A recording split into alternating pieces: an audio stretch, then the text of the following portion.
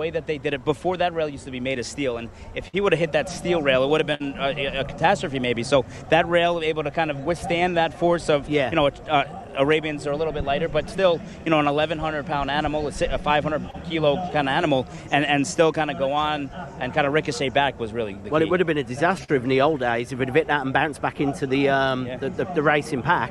Unfortunately, every horse managed to get round him, and he's gone right in. When you watch it, you've probably gone in a horse into the rail and come back out. But yeah, you're right. I mean, that's a major advantage with these better rails, we'll say, than the old rails that would have been very painful. Take a look at the closing stages as well, and Curlis Del Roc has not exactly come into the straight with a wet sail. He's having to work hard on him, but he's been so gutsy and really responded to everything Pat Cosgrove's thrown at him, hasn't he? Well, First Class was travelling beautifully, and he's there. Looks like he's going to win going away. So great ride from Patsy. He's got the horse going, he's fought back, and at one stage it actually looked like he was going to come back and take him back up. But obviously First Class is a good horse, and it's proven that the Americans are even good on the Arabian horses. Can we claim victory on this one, or has it been too long? I think it's been a bit long. The horse has been in Qatar for some time. Interestingly, it's the first Qatari success in this race since 2017, when Julian Smart was successful with Redder. And you go back before that, Jafar Adri was on board also for Julian Smart back in 2010. Julian also won it when he was training here in the UAE with Nesdor. But it's a race that had eluded Alban de Mule until now, and so he's so adept at training these Arabians. I believe he still has a base in France as well as in Qatar, and sort of switches between the two, and he's vastly experienced, and he obviously thought this was the race for this horse. So far no Saudi bounce, but it doesn't mean it won't affect some horses later on. Well, he got the extra day. We could say the extra day helps, because you can clearly see the ones that ran on Saturday ran a little bit for her. So that whole day made a big difference. But is there also something to say that running on turf is slightly less tiring than running on dirt, particularly that Saudi dirt? I would imagine so, yeah. And if you look back at that Saudi race, the first three in that did run hard. So, as I said, Heidi de Carrera was never going to make up that ground that he was able to do in Saudi with a longer run-in. But he wasn't even close enough. I mean, those two had gone well clear. I mean, I think, was it 9.5 lengths they were away from the third? That's some distance. Yeah. Let's see, have another look. Alajaj, I don't know if he hasn't stayed, but he never looked like he was going to win it. So hard out of the gate to try and be, kind of get over from that 15 path, and he was able to get kind of a good stalking position in fourth. He was right behind the front runners, but it looks like it kind of took its toll later, and maybe he can't see out the 2,000, because about 1,700, 1,800 meters in, that's when he kind of waved the towel. Yeah, it didn't look like he stayed, to be fair to the horse. It didn't look like he was given every chance. Ty put him in the race, gave him every opportunity, but he just didn't look like he actually stayed the whole trip. No, Heidi de Carrera, for me, he's just run a few lengths below how he did over in Saudi as well. Maybe it did leave a mark on him. He certainly have taken him before the race over those two Saudi winners, but it's First Class who emerges victorious in our Dubai Kahila Classic. Lovely pat down the neck there from Ronan Thomas. Two greys battling this out. Really superb performance from Curlis Del Roc. Only have his 8th start, Curlis Del Roc. He's a very exciting horse for Al-Ajban Stables for next season. Presumably if they can get an injury-free run with him, he's rated 117, they can pretty much come straight to this race or take in a couple of preps. Once you get a lofty rating, you can plan a campaign a lot nicer. You don't have to sort of take in lots of preps to get your rating up. You can just pick and choose, and that's what they'll be able to do with him next year. So that's one race that we thought might go to the locals, so let's hope the Godolphin Mile does, otherwise it's going to be tough from here on in. Yeah, if the locals don't win this one, we are struggling. UAE Derby looks strong. Possibly. Dubai World Cup, no? If we can class the American as a local. Hypothetical? No. I'd be very surprised if we were to... If he gets out and gets that rail, you never know. I think a few things would have to go wrong, but we've seen just how things can go wrong in that, haven't we? Durga Mathbar's a talented horse. He's finished 6th, 7th and 8th. Great training performance by Mohamed Dagash. I knew Jim was a good jockey, but I didn't realise he could ride three in one race. Ride the same horse 3 times, He only got paid for 6, though. Yeah. It's just a reminder of the results, sort of, for our opening race. It's cooled down a little bit. The thoroughbreds will be glad of that. So will I. Now the sun's gone behind the sky bubble, we can breathe a little bit easier. Have you been up to the sky bubble yet? You mentioned you've got some guests up there. No, I'm going to try and pop up a little bit later. We've got some clients up there. We've got everybody mixed all over the place tonight, but which is good. I mean, it's good for. We've got the cigar lounge, 401, which they're calling the Paddock View. The cigar lounge is a lounge named after the horse Cigar, not a smoking lounge. No, it's named after the horse. Yeah. This is our trophy presentation for the Dubai Kayla Classic, sponsored by IFRA Dubai. Mr. Lachlan Guy, the Executive Director of Asset Management for new sponsors, IFRA Dubai, doing the honours there. Big congratulations to all involved with first class, originally American, now Qatari, winning for a Frenchman, Alban de Mule, one of the best trainers of Arabians in the world, finally takes this huge race here in Dubai.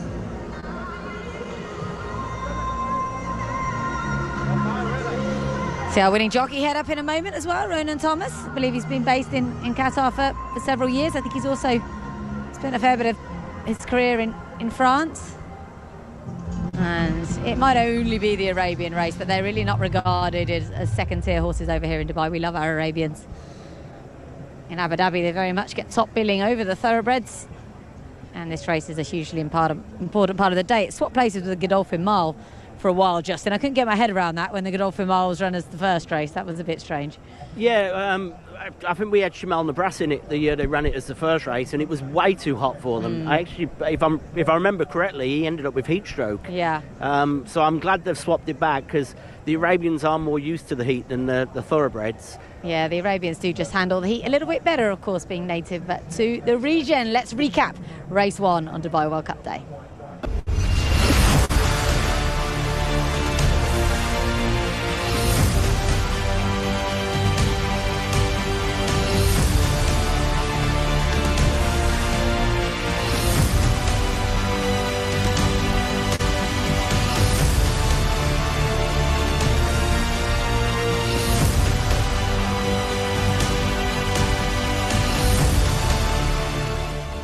Wonderful scenes there. First race is in the books, meaning we've got 8 more to go, and one of the more intriguing contests on the card comes up next, our Group 2 Godolphin Mile. It's probably one of the strongest renewals we've had. We mentioned earlier, Justin, horses rated 105 can't get in here. Yeah.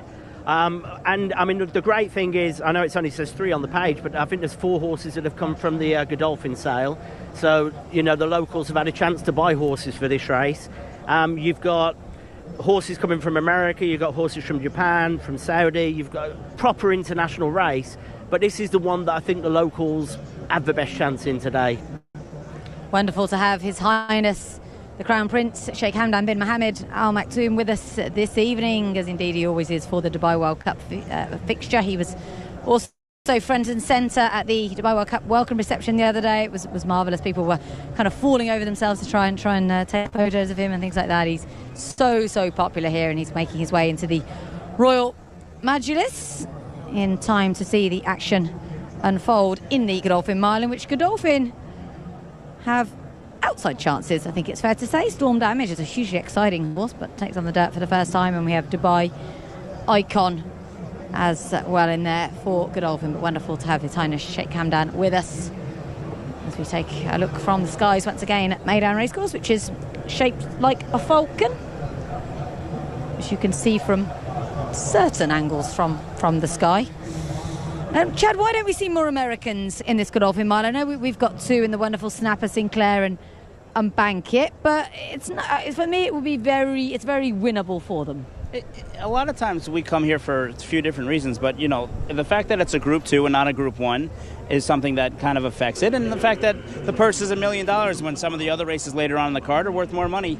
You know, we have the Met Mile, which is kind of the more prestigious race compared to the Godolphin Mile, coming up on Belmont Stakes Day, so it just doesn't have that same prestige that the other races on the card, almost every other race on the card, has.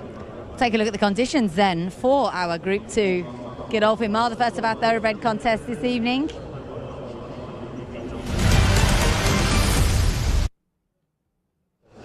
Worth $1 million, as you saw there.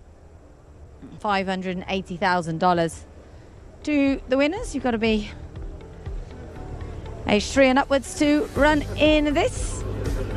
57 kilos is the weight for all of them in here, because we don't have a filly. Al Nafud is number 1, rising star here in the UAE. We have Jebel Ali, mile winner Algiers, Bankit, Bathrat Leon, drawn in 1 and a fast horse. Japan only won this once back in 2006 with Utopia. We have Desert Wisdom, winner of the Prep Dubai Icon. Full flat, first run for 676 days. Golden Goal, last year's runner-up. Great Scots caused all kinds of disruption at the start of the Dubai World Cup last year. Mubaka Bogo trying dirt for the first time. Brave move by Charlie Hills. Secret Ambition aiming to become the 3rd horse to win this more than once. Snapper Sinclair, Silly Thunder. Storm Damage. 2s. Pat Seymour very confident for a big run from this horse. He's seeing a lot of nice things from him in the mornings, but the draw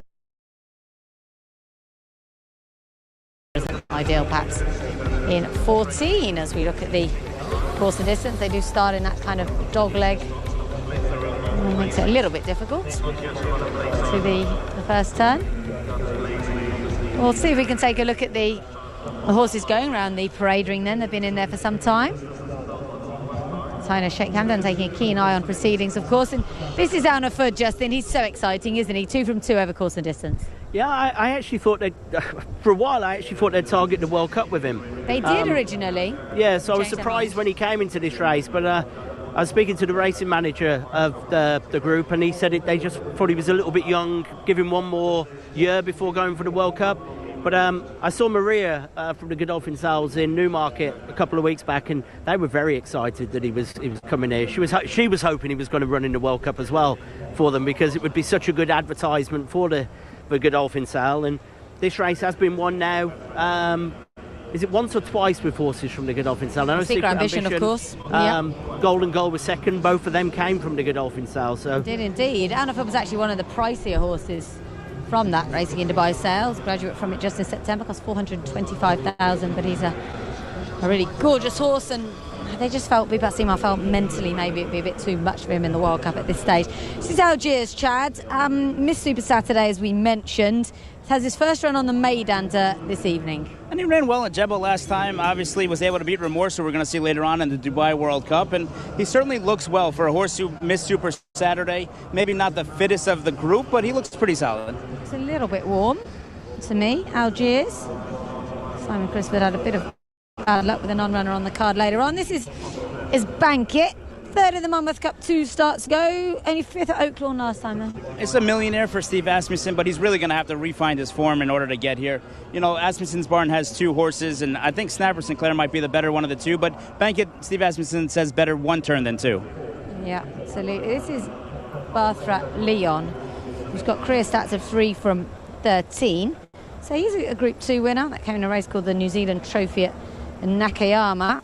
It'll be interesting to see what kind of impact he has on the race regarding how it plays out early. Yeah, I mean, I think this horse has only run on the dirt once before as well, so it'll be interesting to see how he handles it. The last race, the pace did hold up. The 2 going forward did hold up, so I think it will be important who gets out in front as well here. Certainly will. Christophe Soumillon, go-to man this evening for Saïd Bin Suroor. Of course, they've teamed up to win 2 World Cups. Desert Wisdom, another graduate from the Godolphin Sale, cost just 70,000 dirhams in September. And Akbar Al-Shamali, he's an immigration officer by day. This is his first ever runner on this card. This horse should not be written off, Chad, but he kind of has been. He's 14 to 1. I mean, he won the Prep 4. We're making excuses for everyone that was behind him, but he did win, and he did show a lot of form as Great Scott begins to get very excited going onto the track again, similar to last year. Yeah, once again, Great Scott not making life easy.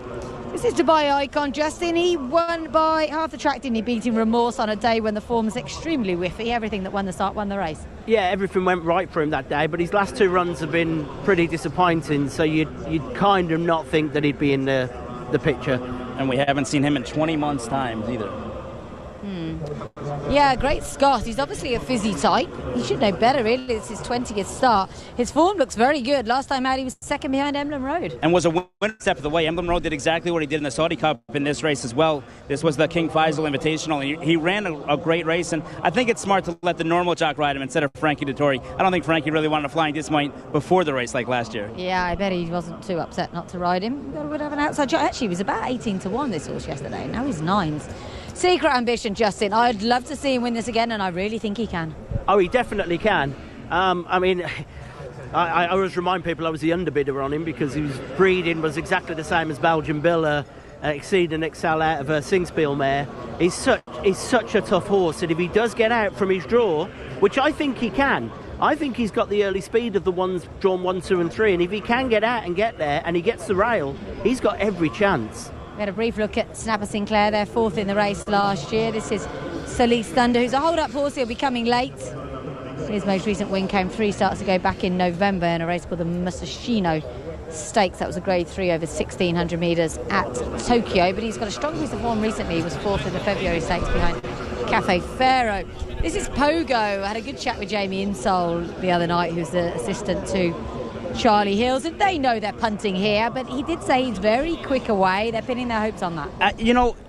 He's very, very interesting horse because he battles and he tries. He might be better on the turf. He's never tried the dirt before, but if he's able to put himself in the race, you watch his replays, he just kind of grinds and grinds and grinds. He's a cool little horse. He's a really cool little horse. He's done so much his name is only 4 letters, and almost as that'll tell engulfed his entire body when we watch him train all week long. He's so well named, Pogo, by Zebedee. Storm Damage. How impressed have you been with him so far this season, Justin? Again, it's another one who's got no dirt form on him, so that's the worry. Sorry, hold that thought a second. We can hear from Mikey. Ron Winchell here, owner of Bankit, and later on we got Midnight Bourbon. But first things first, Bankit comes in here, looks like he's got a live shot. I think we feel like it's probably a little sneaky. Form-wise, I think he probably can show up, and this race maybe came a little easier than it has in the past, and that's why he's here.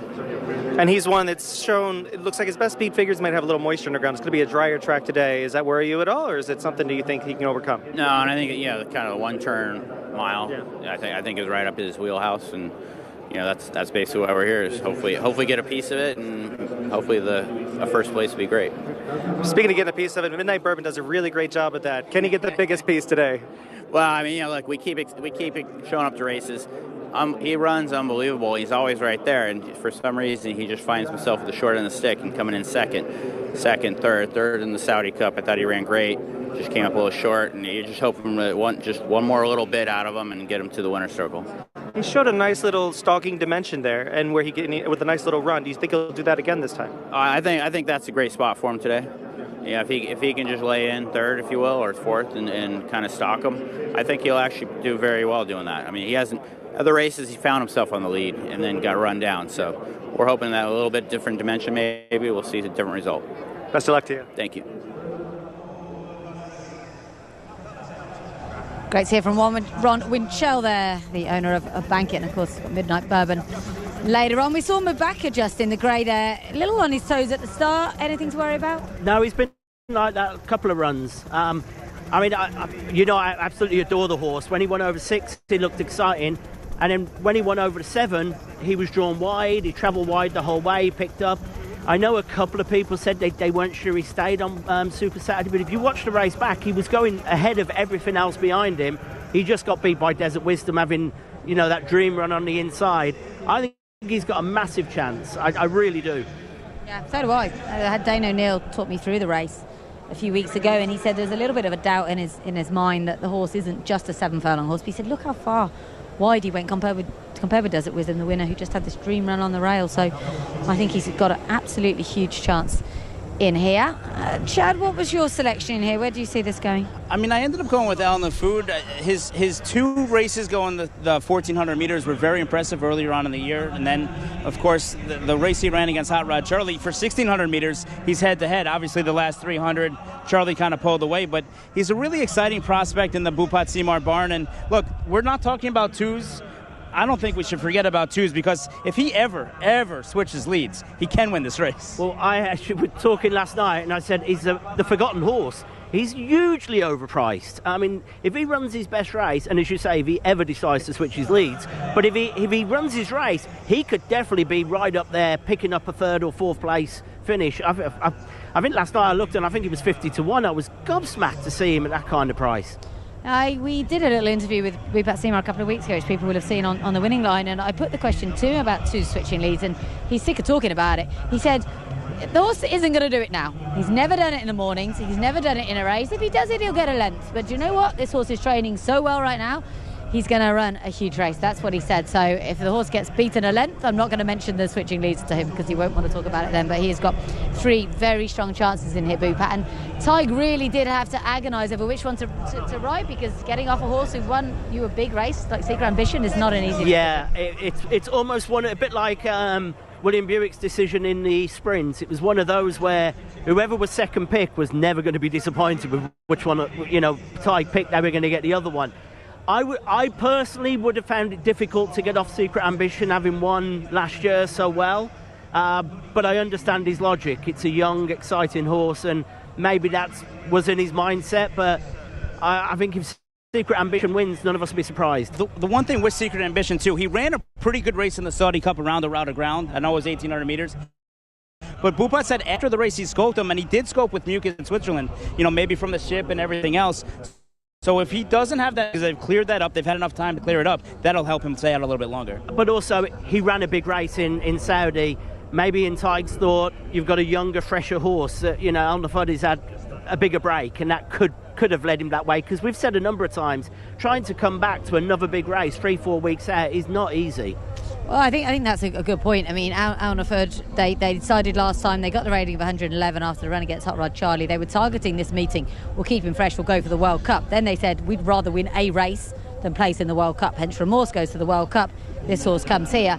Secret Ambition was aimed at the Saudi Cup. Yeah. So it's not that this is an afterthought by any means, but that was his big aim, and I agree with you, Justin. I thought he ran a huge race. He turned for home looking the winner. So an intriguing edition of our Group 2 Godolphin Miles, sponsored by Nikhil. Only a couple more to load, so let's head upstairs to Alistair Cohen. Purse of $1 million.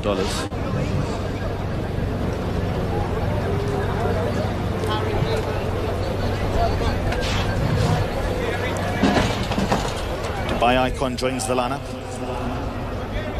Great Scott. Secret Ambition.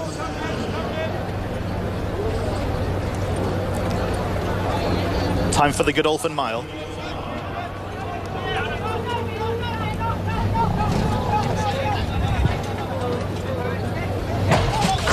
Gates fly, and they are racing in full flat. Missed the start, 2 lanes slow.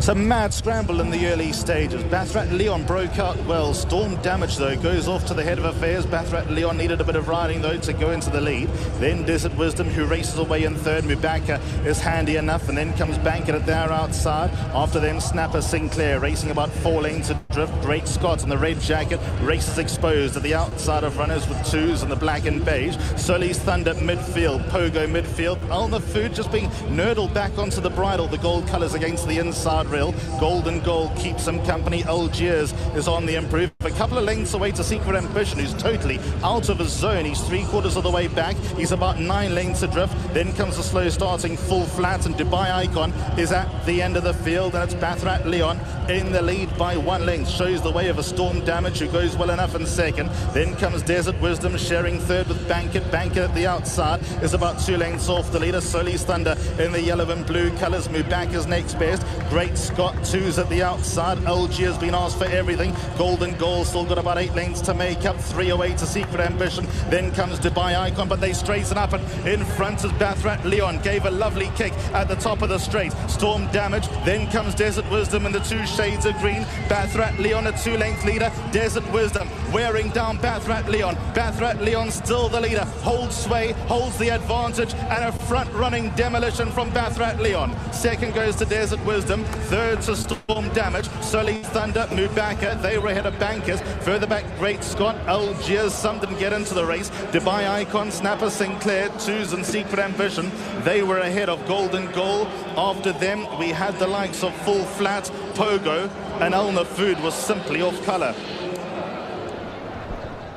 Wow. Japan win the Godolphin Mile for just the second time, following on from Utopia in 2006. His Highness Sheikh Mohammed bin Rashid Al Maktoum, of course the ruler of Dubai, Vice President, Prime Minister of the UAE, has arrived here at Meydan Racecourse. Fantastic to have him with us, and no doubt we will see him come all the way through the Royal Majlis, the Royal Entrance, into the Royal Box.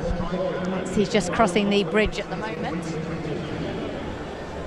Bharat Leon, I think we all underrated him a little bit. Well, I mean, the Japanese horses, wherever they've gone this year, be it the Breeders' Cup, Saudi, they've run huge races, but the horse had only ever run on dirt once, and I don't think it even placed in that race. So that's a massive run. They went the first half in 45-3, the first 3 quarters in 109-3. The only time they ever went faster than that in the Godolphin Mile was North America Heavy Metal Sharp Azteca. When they killed each other.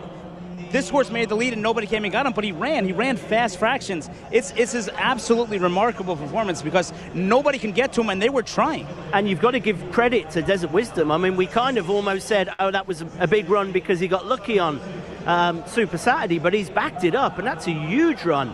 But I'm shocked.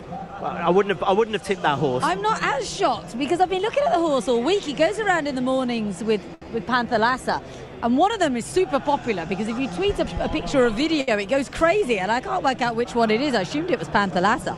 They've been training together. That moves that horse up in estimations later on in the Dubai Turf. But I suppose the surprising thing, only his second run on dirt, and his form figures coming into this: 15th of 17, 15th of 16, 12th of 17, 13th of 16, and 9th of 16. I didn't think he'd belong. I really didn't, but he makes me eat my words here. I mean, not only was he a winner, he was the easiest of winners. And the other Japanese horse, Saltus Thunder, runs fourth. So, I mean, Japan just continues its world dominance in horse racing. And this was one of the races we thought they wouldn't win, Justin. Yeah, I mean, I've said the Japan horses are running superb, but there's no way I didn't even think this horse on its recent form should have been in the race. So, you know, Japan obviously know what they're doing. Well, he was rated 108, which is, you know, this horse is in the World Cup.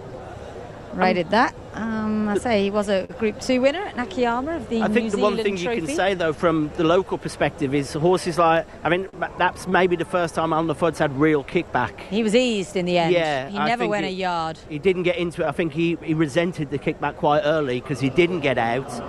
Secret Ambition, you were mentioning what a hard race he had in Saudi. I think he was shuffled back early. Yeah, he just didn't get into it.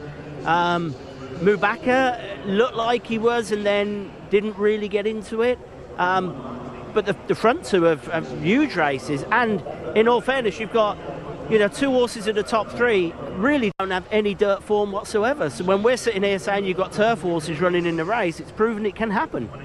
Yeah, thrilled for the connections of Desert Wisdom. Ahmed Al-Shamali has proven this season and last season he really can train racehorses, and that's a huge achievement for him to finish second. And Storm Damage, well, you know, maybe it's an omen for later on in real world.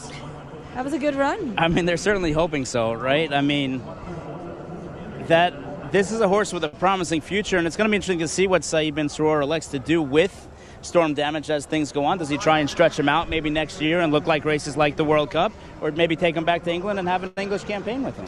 Well, Pat Cosgrove rode him when he won a couple of starts ago, a listed race. He got off and said, he won't want any further than a mile. Storm Damage, but maybe he's a horse that Saeed really targets the Godolphin Mile with next year. Not a great race to Bhupat Seema. He'll be hoping for better in the UAE Derby. Nothing went the way of his runners at all. We can finally now have a look back at a replay of the race. And coming for home, Chad, I said to you, oh, this is going to win. And you said, no, it's not good enough. That changed pretty quickly. I mean, I'm shocked at the ease that he did, the fractions that he set. I mean, he was a half length off the early fractions. I mean, and then when he set it down and he never looked back. I really thought he was just in it purely as a front runner to set it up for Soul-Sized Thunder, and maybe he was, but he didn't get the message, and certainly his rider Ryushi Saki didn't as well. Yoshito Yagi has proven so many times how good he is at travelling these horses. His second win in Dubai, and I couldn't be more happy for Ryusei Sakai, the jockey, because he's a young man who came over here last year. He was in Saudi. He rode a horse called Justin in Saudi, and then he was here to ride that horse. And while he was here, he thought, I'm going to embrace it. He went out, he had 25 rides. He rode at Al Ain, he rode at Sharjah, he rode at Abu Dhabi. He went and based himself. He used to come here in the morning and ride Justin at 5 o'clock. Then he'd go to Al Quoz, ride out for Saeed bin Saror, and then he'd try and ride in the afternoons as well. Never managed to have a win, had a second. Finally gets a win on the biggest night of all. It's brilliant.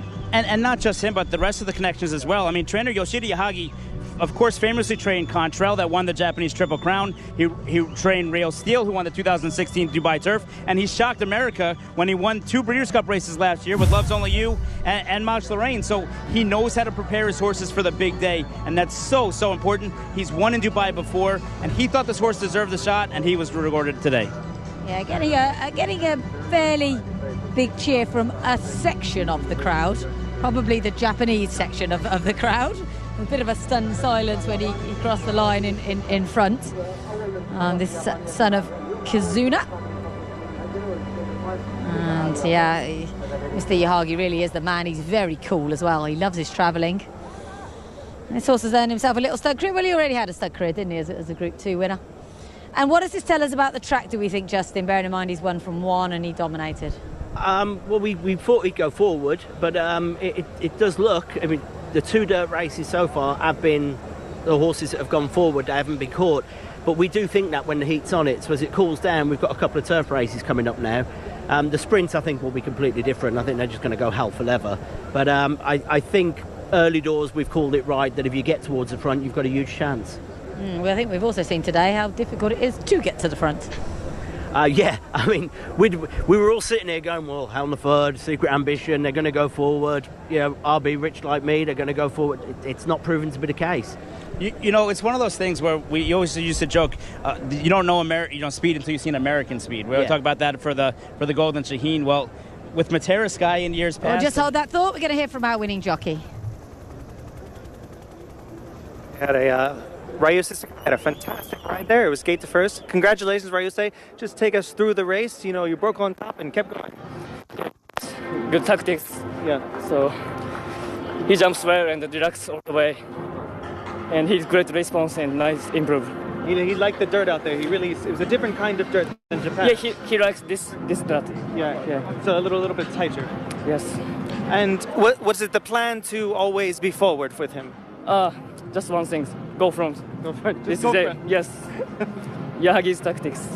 Yes. Yahagi has had a huge year internationally. Is he one of the best trainers in the world? Yes, I think so. Yes. Well, congratulations. Let us get your signature real fast. Congratulations to Ryuse Sakai, first winner here in Dubai, the 25th attempt in one of our biggest races, and it's been a night of surprises really so far. 1 for Qatar, 1 for Japan. It's also international, and we can take a look at how it unfolded. And you're drawn in 1, you win the start. That does put you in a good position, but I was surprised to see them so strung out so early on. Yeah, there was actually surprising that the horses that you expected to have pace didn't show it at all. And I mean, literally within 200 metres, you've got 20, 30 metres between the first and last. You just wouldn't have expected it. And it's not like they missed the break. It's just they didn't go very fast forward. It's a very strange race in that sense. And the one horse who did miss the break, I mean, he was up against it anyway. Full Flat did break a few strides back. You see him there in last, already kind of being scrubbed upon a little bit there. Yeah, Full Flat was returning after a month's layoff to run in this race, 626 days. It was slightly strange campaigning, however you look at it. But right here, Bankett's got himself in the race, but it doesn't never really move forward. I think Doug's horses are all right there. Tuesday's starting to kind of rind up a little bit, but nothing really is able to quicken. And maybe the rail itself is good too, because the first race we saw first class on the rail, and now we see this one as well, or right off the rail. Well, we've said that for years here. The rail and the front running gives you a huge advantage sometimes, and it does seem to be playing that way. So it is a case of getting out and getting across. You're going to have a big chance. Provided you don't collide with the rail, as we learned in our first race. But some notable disappointments in here, and luckily Tiger Shade did look after the favourite Alnaford, who you could see earlier on he was really having to ride him. For whatever reason, that horse just hasn't performed today. Just not turned up. Yeah. I mean, you never know with horses. We always say they're not machines, and they'll scope him. He might scope dirty. There might be an issue with him. He might just not have liked the kickback straight away. But it was a surprisingly poor run from most of the locals, to be fair. The one we kind of written off, Desert Wisdom, rode probably the best, well, did ride the best race of all of them. But yeah, I think the local horses there will be a little bit disappointed with their performances. Yeah, some consolation, I suppose, for Adjudivari following the disaster in the first, that Desert Wisdom ran such a great race here. And I did say to him in that interview you saw earlier on in the show, is it just because he got the rail last time? And he said, no, he's a good horse. He's a strong travelling horse. He responds when you ask him. But he's got a nice attitude, the winner. He really stretches his neck out nicely. The Japanese horses we keep going back to, they're really top of the game at the moment, aren't they? And just wait till the speed they see when Mind Your Biscuits 2-year-olds start running later on this year. First upset on Dubai World Cup nights 2022. I mean, last year the Japanese were second in 4 races. They brought their strongest ever contingent numerically this year. It would have been very disappointing for them if they emerged winnerless, and they've got much better fancied horses than these to come later on. No, I think they have to be very, very excited about how the day started for them. And as you move on, as the rest of the night, as Christophe Lemaire gets some of his better mounts as well, I mean, it's just the sky is the limit for the Japanese horses on tonight. It might be a Japanese dominated night, I hate to say. It could well be a Japanese dominated night. I think if the Japanese win race 3, which could happen, I mean, he won superbly over in Saudi, and if that was to happen, then you're pretty much going to just go to the bookies and back Japanese horses for the rest of the night. Yeah, absolutely. I think they will. It's interesting pedigree. Yeah, Barthrat Leon. He is the first foal of a mare called Barthrat Amal, who was actually rated 62.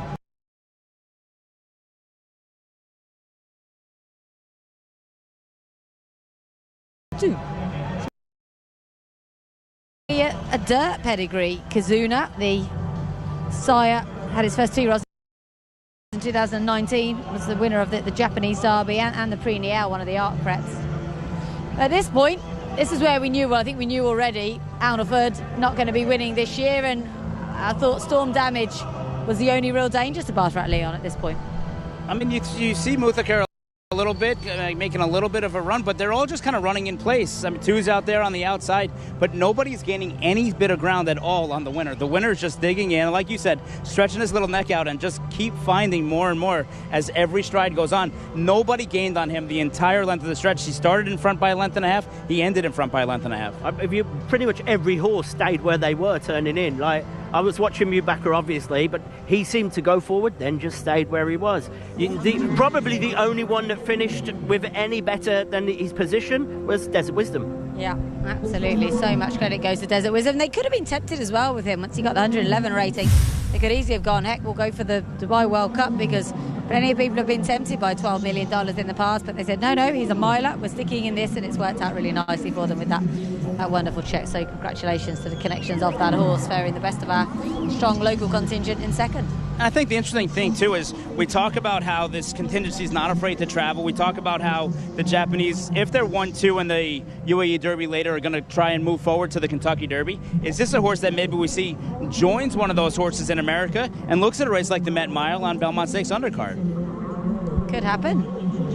Yeah, there's not too many top-tier dirt races in Japan. They've got the February Stakes, they've got the Japan Cup Dirt, now called the Champions Cup. They're both over further than this, so it'll be interesting to see exactly what path they do target for our Godolphin Mile winner, Barthrat Leon. This is Mr. Omar Corey, the Chief Assets and Hospitality Officer for Nakheel, doing the honours for our Godolphin Mile presentation, and the winning owners are Hiru Raceco Limited. It's their first ever runner here in the UAE, so congratulations to them. Nakheel been big supporters of racing here at Meydan this season, sponsoring a couple of carnival and local meetings as well, so we thank them. There is Shito Yahagi, rarely seen without a hat. He has had an unbelievable last couple of years. Just his second win in Dubai, we mentioned. He's also very good with the media, speaks very good English, and is just one of the best trainers in the world, so privileged to have him here.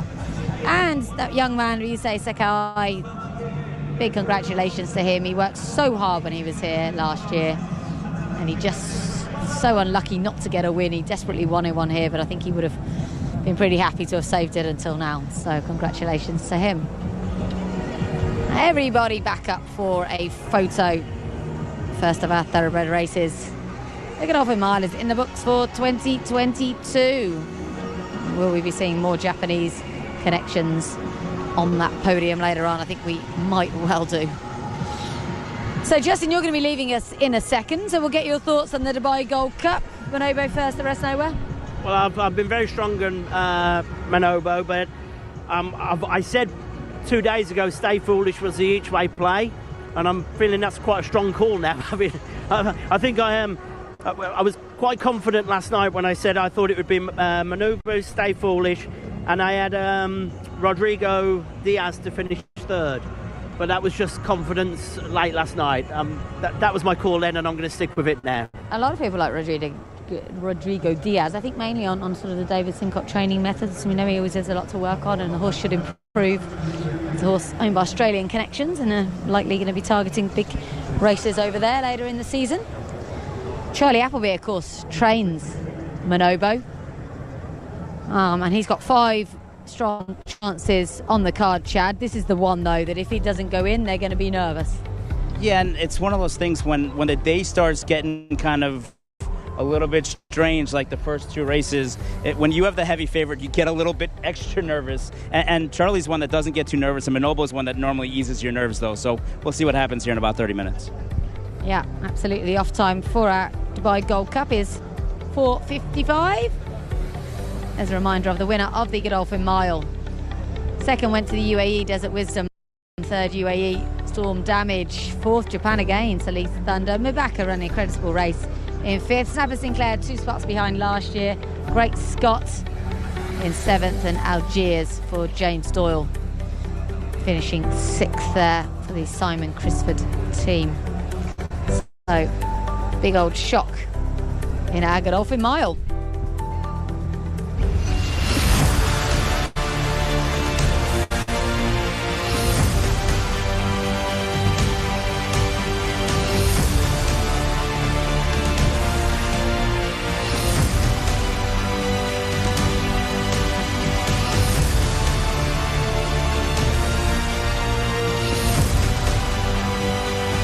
Yeah, sure.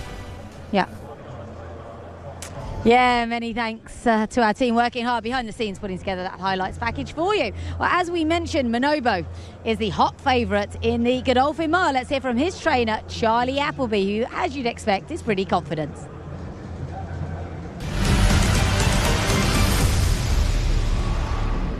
You say he comes in an unbeaten son of Sea the Stars, 5 from 5. You know, we couldn't have been any more happy and impressed with his only start here in Dubai there. He's come out of the race well. We're stepping up into a bit further there on World Cup night, which I think is well within his compass. I don't think he's a dour stayer. I don't think he's going to be one of these 2.5 mile horses. Because I had toyed with, like I say, dropping him back to the 1.5 mile. But he's in great shape, and he's a worthy favourite, and I think he's the horse they've got to beat. But again, he's the horse they've got to beat. You know, he's stepping up in class, and he's taking on some proper stayers there on Saturday, and so he has got to improve again. But I think it's there for him to be able to do that. Thank you to Charlie Appleby giving us the lowdown on Manobo. I mean, no surprise that he's nominated him as his main chance on the card. And, as we heard there, the horse is so talented. He thought about running him in the Shima, and indeed, had something happen to Yabir with his preparations, that's probably what they would have done. Yeah, and I think it's such a luxury to have the stock that Charlie has, and not only training here in Dubai, but also training in the stables over in Newmarket. So while Manobo's been doing his thing here, and Man of Promise has been doing his thing here, he's got Yabir, he's got Creative Plan back in Newmarket. The difficult ones kind of stay in the yard most of the year over there, but they've apparently have been looking really good here the last 10 days they've been here. Yeah, they haven't been here too long. He did things a bit differently with Yabir, but more on him later, because our Gold Cup is up next. Group 2 Gold Cup, one of the newer additions to the Dubai World Cup card. It's a race that's established back in 2012, and it's been a Group 2 since 2014. It's over the 3,200 metres, as you can see there. $1 million, 13 of them line up. Number 1 is Al Marhar, 2 is Alignac, Baron Samedi, Group 2 winner. Good horse. East Asia, quite the fairy tale. He was so sick when he arrived. Bounced back, finished second to Manobo last time out. Emperor of the Sun, Miranaki, Grade 1 winner in Argentina. Passion and Glory, Rodrigo Diaz. And we have Stay Foolish, Volcanic Sky, Saeed Bin Saror, 11th in this race last year. Castle Bar, Manobo, Veloce Oro is the final one, number 13 in here. A very striking chestnut. And won the Ikukuka show. Sorry, was 6th in the Ikukuka show. The Japanese sent Ledger back in October. Horses coming out already for this event. It's a really popular race, the Gold Cup. Charlie Appleby, of course, won it with Cross Counter a couple of years ago. But this is Al Madha, who's been a real improver and deserves his shot in here, but it's his first run at 2 miles. He just kind of stays. He stays one pace. He's a grinder, but I think in a 2-mile race, that's kind of what you need. You don't need a horse that's going to just blitz off and run really fast. You're just going to go and go and go. But at the end of the day, he couldn't quicken with Hokum. I don't think he's going to be able to quicken with Manobo. No, he's up against it, it's fair to say. Won here over 2,000 metres. Also, he's won twice here over 2,000 metres, just in domestic races. See if we can have a look at Alignac, who's a smashing horse. We were lucky enough to have his jockey, Safi Osborne, on the winning line the other day. And she said this is his horse's first run over this trip for some time. He did run over it at Newcastle in December. He's crying out for it. Every race he's run here, he's been closing. I mean, he's so far back early that he leaves himself with too much to do, and he has been flying late, but Safi said that they've been taking the horse to the stalls, putting a rug on him behind, and hoping that he's going to break a little bit better. He doesn't have to lead, but he needs to be just a little bit closer. He's so far behind early on in the race that he leaves himself tough to do, but, I mean, certainly a horse that can pick up the bottom pieces. Baron Samedi, trained by James Febbrand, I believe, who hasn't made the journey over this time. James Doyle rides him for the first time, which is a bit strange. Why not bring over Brown McMonagle or someone like that? He's ridden the horse before, but James obviously world class, but I thought it was a little bit strange they weren't going to one of his normal jockeys. Anyway, it's a Grade 3 winner, won the Vintage Crop and went over to see you in New York and won the Belmont Gold And was Cup. much best. I mean, he was better than any American horse that he faced on that day. The thing that's shocking to me, Joseph O'Brien said 4 Dubai starters, none of them have hit the board yet. That's going to change soon. Yeah, that's very true. It was a real shame they did have State of Rest sort of in the likely runners for the Dubai Turf for some time. I don't think he was ever actually going to come, but we got excited thinking he might. Let's spin on to East Asia. It's probably the smallest horse in the field. This is a real fairy tale. He was picked up by Sayed Ashish for just 30,000 dirhams. What's that, about $5,000, $6,000? The April 19 horses in training sale, having done diddly squat. He kept running well here. He thought, you know what, I'm going to send him home with some of my daughter's show jumpers and retired horses to the UK. We'll send him to Ian Williams, see what happens. Horse wins 3 in a row, rockets up the handicap, wins another race after that, and comes back here, runs a super race after being sick, and ends up on World Cup Day. A fairy tale. Can it continue this evening? And this is Miranaki, and now I can't wait to see what his trainer Maria Munoz is wearing, because she's a style queen. This horse is up against it, though. He's up against it. The interesting thing with him is in the morning trainings, he's been training on the turf, and he's been training very, very fast piece of track work. I wonder if they're going to try and send him and try and get him involved early on in the pace, which could affect the chance to Stay Foolish. Ricardo Corona there, keeping a close eye on Passion and Glory for Saeed Bin Saror. Japanese collections, Veloce Oro, same silks we saw in the last race with full flat. It's just Rodrigo Diaz. A lot of people quite fancy this horse, but if you do, you really are hoping he's going to progress a lot from that last start. Yeah, and he's a syndicate-owned horse, and though I think most of the syndicates here to support them. It's very difficult for syndicate horses to make it to this level. They don't spend a lot of money for them at the sale. So just being here is a prize as it is, but he needs to really improve to make up the 7 lengths that Manobo beat him by, because Manobo probably could have beat him by double digits. Yeah, Manobo did win so impressively. Stay Foolish, good winner last time. Resi Tough handicap, that's kind of a crucial point, but he did carry 60 kilos. That was in Saudi. That was over 3,000 metres, it's over 3,200. That won't make much difference. He kind of dominated from the front. Beat a Group 1 winner in Sunny Boy Liston. He's probably second best here, Stay Foolish. Volcanic Sky, not good enough. 11th last year. May improve on that, but won't win, I would say. Don't like to be too dismissive of Saeed Bin Saror's horses, but Castle Bar for Halal Al-Alawi has been a real nice improver this year. Won over 1,900 metres here and was an excellent third in the Dubai Millennium behind Royal Fleet last time, but this is a big step up in trip and class and everything else. But he does put himself in these races. I know obviously this is the toughest face he's ever faced, but he does put himself in these races early. Rodrigo Diaz, incidentally, just going around behind us, has got incredibly warm. This is Manobo. He's a gorgeous horse. He's 5 from 5. This is the best field he's ever faced, though. It's the best face he's ever faced, but man, I mean, you look at him here, there's just not a pimple on him, not an ounce of fat. He is getting a little bit warm, though. I don't know if that's a normal thing for him, Laura. He's getting a little warm, and you want to conserve a little energy at 3,200, but, I mean, he has the prototypical body type of a horse that'll stay out 2 miles. Veloce Oro, everyone's been getting excited about this horse just because of how he looks. We're very shallow. Flaxen mane, he's beautiful. Son of Gold Ship. Last time we saw him, he ran in the Grade 3 Diamond Stakes over at Tokyo, finished 4th. Beaten that far, beaten 4 lengths. Said he was 6 in the Japanese St. Ledger. He's interesting, around about 25 to 1. It's lovely to look at the roof occasionally, but show you some of the runners as well. We've covered most of them, that said. Emperor of the Sun is very interesting. I feel like he could run a big race for Fauzi Nas. This border's a bit of a project horse, I think. But he actually gets the trip he needs. Bahrain Trophy that he ran in last time was over an inadequate 2,000 metres.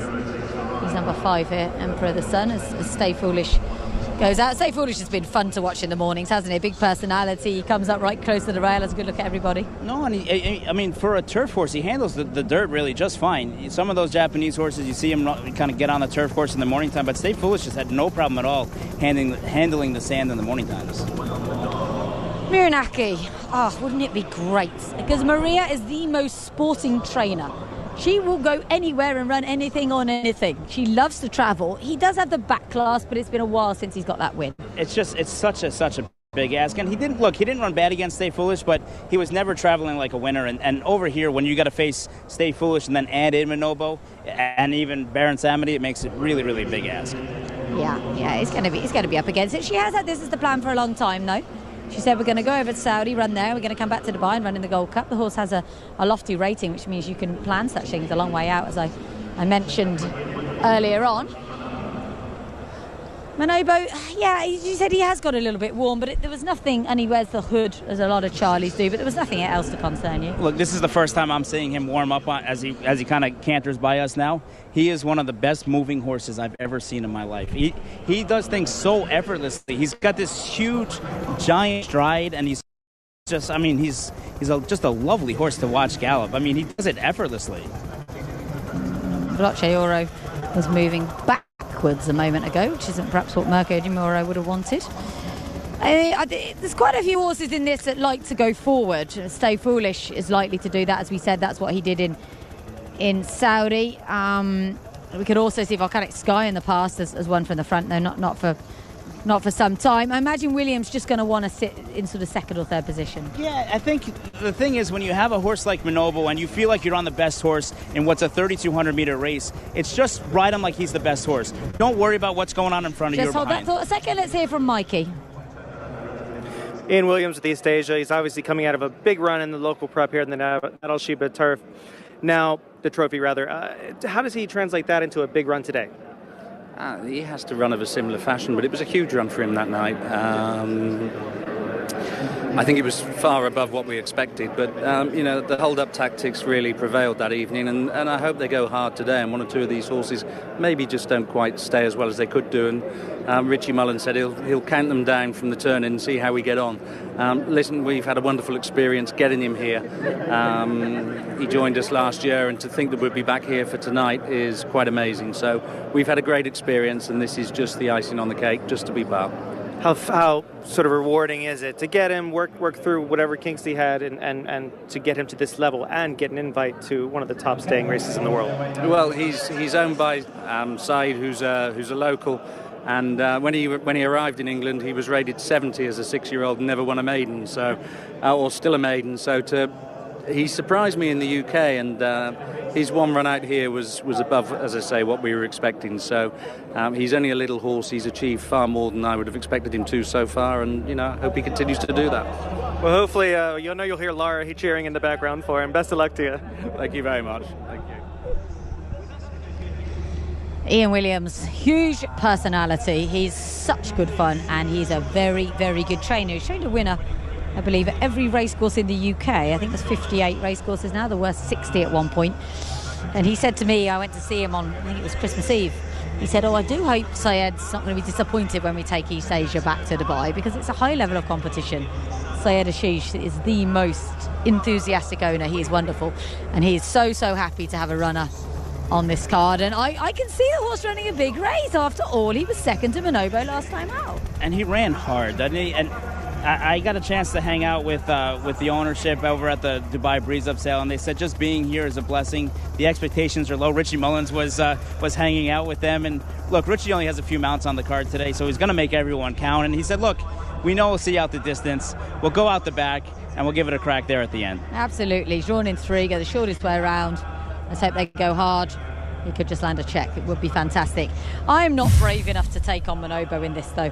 I looked at it because last year, we had a hot favourite in the race, and it went to Subjectivist, who won it from the front. That could happen again, and this is the horse who will go forward, Stay Foolish. And this was a very good win in the Red Sea, beating, as I said, a Group 1 winner in Sandy Boy Liston. No, look, he's done everything the right way since he's been here. The Japanese have done everything the right way. But, I mean, Manobo, he just breathes a different air, doesn't he, so far? I mean, he's got to be so impressive. Every time you've seen him here so far this year, he just kind of, he takes your breath away, doesn't he? Yeah, by the ease in which he does things, definitely. If you put him next to East Asia, he's probably about 4 hands taller. He's actually a really nicely bred horse, Manobo. He's Tennessee the Stars, and he's out of a mare called Tassaday, who was trained by Sobin Straw, and she won the 2014 Dubai Millennium Stakes here in Group 3, beating the Colts. He's also a half-brother to Turgenev, who's a pretty smart sort. We've had 2 upsets so far, though. It could happen. It could just be one of those nights. I mean, if the upset comes, could it be from the number 2, Alagnak? I mean, maybe crying out for the 2-mile distance. I mean, you talk about an opportunity of a lifetime. Young apprentice Safi Osborne getting a chance to ride out for her father. I know she's looking forward to it. She sounded so excited when she did the Winning Line show on Thursday night. And the horse has been closing in each and every one of his starts. You know he's going to be coming. So if you bet him each way, it's one of those things where he's going to give you a run for your money. Yeah, I definitely have him better as a 28-1 chance. It's probably going to be Manobo, and then Baron Samedi, Stay Foolish maybe are the ones for the Quinella. But, say, we've had a massive upset in our last race. Turf is usually more predictable, usually a bit fairer than the dirt can be, that's for sure. But who knows? This is a fun race, and it gives the crowd a good chance to see these horses, of course, as well. No, it's a proper 3-minute race, and it gives you a chance to really kind of take everything in. And this is really a stayer's race, and it becomes a jockey's race because strategies involve this too, when you set your horse down and when you ask him for more. So not too many more to go forward. Will it be Godolphin on the score sheet in our Group 2 Dubai Gold Cup? Tyre Motors. 3,200 metres to race. And away they go. East Asia a little bit slow. Rodrigo Diaz from the worst of the draws, a bit slow, but probably by design. Now it sits, wait and watch. Volcanic Sky, first one to break. Stay Foolish, got a good position in the early stages. Manobo's a bit headstrong in the early stages, the all blue colours. He's fighting with William Buick at the moment. Miranak also goes handy as well. El Madar's a little bit closer than usual. Veloce Oro is at the outside. Now that Manobo's latched onto somebody, he's settled well. Castlebar's at the outside. Then comes Baron Samedi. The cheap piece is one off the rail. El Madar next. A length away. So Aliniak the Grey, also a lot closer. They're walking in the early stages. East Asia next best, joined by Passion and Glory. Couple of lengths away to Emperor of the Sun, who races towards the end of the field with Rodrigo Diaz. And there's 1 lap left in the Dubai Gold Cup. And the leader is Volcanic Sky. Got it by about half a length. Veloce Oro wants to try and get up, but races now 3 parts of a length away in second. Castlebar exposed, had to make a move. Races out deep, but now third. Stay Foolish ends up with a good position against the rail. Then comes Miranak, who's in the white and red colours. Manobo about 4 lengths off the leader. Kept company by El Madar. Baron Samedi next best. They followed further back by East Asia. Emperor of the Sun just went dead straight. And Emperor of the Sun, for all intents and purposes, out of the race. They followed further back then by Passion and Glory, 3/4 of the way back. Blue Jacket, White Cap, Aliniak, and then Rodrigo Diaz, who's at the end of the field, and they saunter onto the back straight. 1,800 metres left to run. Volcanic Sky is the leader by a little less than a length. Castle Bar's one horse that's ready to challenge. Veloce Oro races in between them in third. Then comes Stay Foolish in fourth, 3 lengths from the leader. Miranak is next best in a good rhythm, a length and a half away to Manobo. Also in a good rhythm now. The first 200 metres weren't memorable. Since then he's been going a dream. Then comes Almadar against the inside. East Asia was next best, a few lengths away to Passion and Glory. Then comes Aliniak and Rodrigo Diaz, happy to race at the end of the field down the back straight. They went past the 1200 metres mark. Volcanic Sky been in front from the start. A bit of hustling now going midfield, some of them getting quite urgent. Castle Bar's half a length away in second. Stay Foolish every chance at the rail in third. Veloce Oro is now worked into the open. They followed by Miranak at the outside. Baron Samedi, Manobo, all blue colours, still got about 4 to 5 lengths to trace down the side of the course. Aliniak's the grey, that one's outside. He's in striking distance as well. 2 away to Passion and Glory. East Asia, Rodrigo Diaz has been at the end of the field the whole way around, and they're about to take the angle for home. Just over 600 metres left to run. Volcanic Sky then got shaken up towards the top of the straight and led them for home a length and a half. Veloce Oro second, Stay Foolish is third. Manobo in the clear, 3 lengths off the leader and gaining a lot of ground. Almadar working into the open as well. Castle Bar beaten off. Then further back we found Passion and Glory. The leader is Volcanic Sky. Manobo now second. Stay Foolish matching him. Almadar's fourth. Manobo getting to the lead. Manobo's got an unbeaten record in his side, but Stay Foolish lays it right down, comes back swinging, and Stay Foolish won. Stay Foolish toppled over Manobo. Third goes to Almadar. What a run. Aliniak fourth. Then came Passion and Glory. They were ahead of Veloce Oro, Volcanic Sky, Rodrigo Diaz, and then came Castle Bar. A few lengths away to East Asia, Miranak. Then came Baron Samedi. As for Emperor of the Sun, he went about 800 metres and then continued to run straight up towards the hotel. What a thriller that was. Stay Foolish really did dig deep to beat Manobo, the hot favourite, down again. Another one for Japan, and I don't think they're done yet. When he won in Saudi last time, he went wire to wire, and he was the easiest of winners. This time he took back off the pace, he sat the trip, but the difference here is the difference in trips. Willem Buick had an awful trip. He could not get Manobo to settle early on. He tilted him to the outside, and then he was stuck under cover. By the time he set him out, he had about 5 lengths to make up, but Stay Foolish is right here on the inside, and he's 5 lengths clear of him. Manobo comes, Manobo passes him, but Stay Foolish just had the perfect trip. Great ride from Christophe Lemaire, great battle down to the wire. 2 really classy horses, and these horses hopefully will hook up again down the road later on this year. Yeah, they were already talking about the Melbourne Cup possibly for Stay Foolish. Now, a bit of a wait in that, you'd think, but he has won this for Yoshito Yahagi. What a night for him. Christophe Lemaire riding here for the first time since Almadai in 2019. One on the board for him early on. This horse, first time over the 3,200 metres, as we mentioned, went over the 3,000 last time. Not a problem at all. And he's the first ever winner in this race for Japan. It's really just a remarkable performance from both horses. I mean, battling all the way to the line. And Stay Foolish, I think just maybe the experience edge, right? Stay Foolish making career start number 31, while Manobo just making start number 6. Almadar ran an absolutely huge race. He's finished third for Masar Brown Maheri. For a second or two, I thought he was going to win it, and then he just hung in a little bit, I think, as he came to the end of his stamina. The best of the Brits was a Lignac. They'll be thrilled with that. Jamie and Safi Osborne with fourth. Listen, to run fourth, beaten just maybe 2.5, 3 lengths behind Stay Foolish and Manobo, who might be 2 of the best horses in the world. I think you take that any day of the week. And bearing in mind tonight is, we think, a not as strong as usual team for Saeed Bin Saror. He's had third earlier on with Storm Damage, and he's finished 5th and 6th here with Passion and Glory and Volcanic Sky. So I wouldn't want to rule out any of his others later with too much authority. Saeed knows when this day is. As soon as the calendar comes out, he circles this one in big red pen.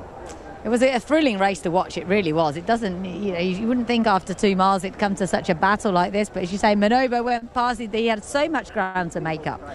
We all thought he was going to do it. He goes past, but he's never really had to battle like this. Every race he's won on the bridle prior to now. He's never had a battle. He's never gone this far, and this was a big test for him. And this is a horse that, look, if you're the Charlie Appleby barn, you're not going to be happy. He was a huge favorite and the barn favorite, but at the end of the day, I think Manobo's going to come on spades from here. And I think at the end of the day, Manobo's the horse I want moving forward as what I think will be the best horse in the world when everything's said and done. I imagine they'll target the Gold Cup at Ascot, maybe.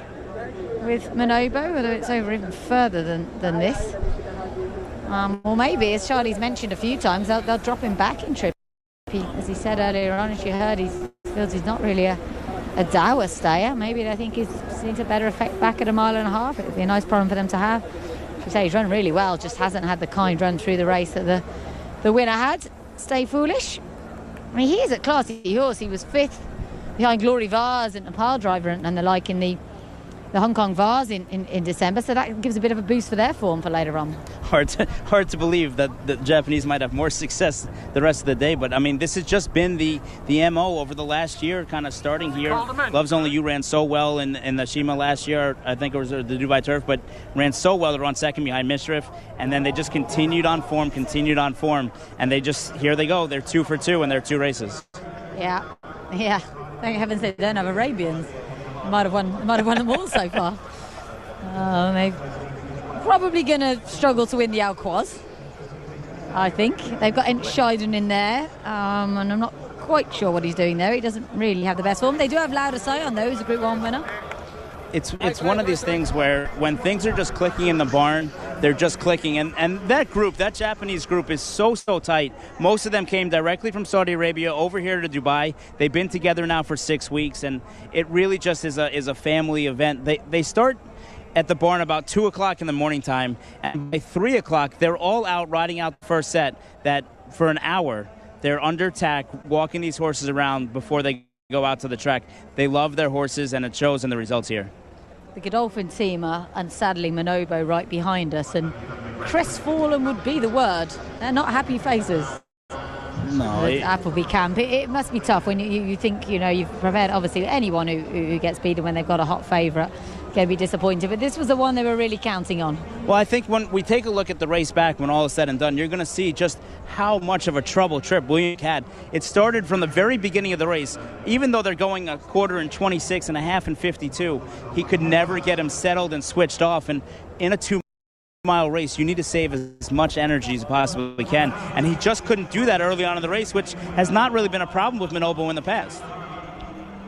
Yeah, first time he'd had a tough race. We said that before. First time he's had a battle. He's probably going to emerge from this a better horse, maybe, Manobo. But that won't be much consolation for Connections now. And it's gone to this much more experienced Stay Foolish for that man, Christophe Lemaire. And it was interesting. I heard him interviewed a few times this week, and he said, yep, I had a great time in Saudi. It was wonderful to have those wins, but I put that behind me and I focus now on Dubai World Cup. And today has started out very nicely for him. Thank you very much. Will we see more Japanese success later on today? Bearing in mind they've got Shahryar. Chanel Meister was one of the warmest favourites on the card at around about 6-4, I think he is in that Dubai Turf. So could just be a huge day for them. It's not often really outside of Godolphin that we see trainers with doubles on this card. I suppose John Gosden managed it last year with Mishrif and Lord North, but it's a tough thing to achieve, isn't it? No, these are the best horses in the world, and they bring their best efforts, and normally trainers won't have those kind of top-notch contenders in every one of these divisions, but the Japanese have come well stocked, and look, Todd Pletcher's got chances later on. Doug O'Neill has 3 chances later on, so there could be another double on the card as we go on. Fairly confident the Japanese won't win the World Cup itself. I don't know anymore. But who knows? We can get a debrief now from our winner, because Christophe Lemaire is with Mikey. Christophe Lemaire has once again won one of the big races on the world stage as he weighs out here. Christophe, if you can, take us through it. It looks like, this horse had a dream trip out there. Yes, definitely. Lucky to be on the inside. Very relaxed. Was slow pace early on, but then we quickened from last turn. Mm-hmm. My horse was responded very well. As I said before, he doesn't have a big turn of foot, but he's got stamina, and today he had to fight very well. Yeah. He had to fight, and he did it very well. Before Saudi, he hadn't. Before Saudi, he hadn't won in about 3 years. Now he won 2 big races in a row. What do you think is the difference? Yeah, but I think the trip. Now he can run on longer trip.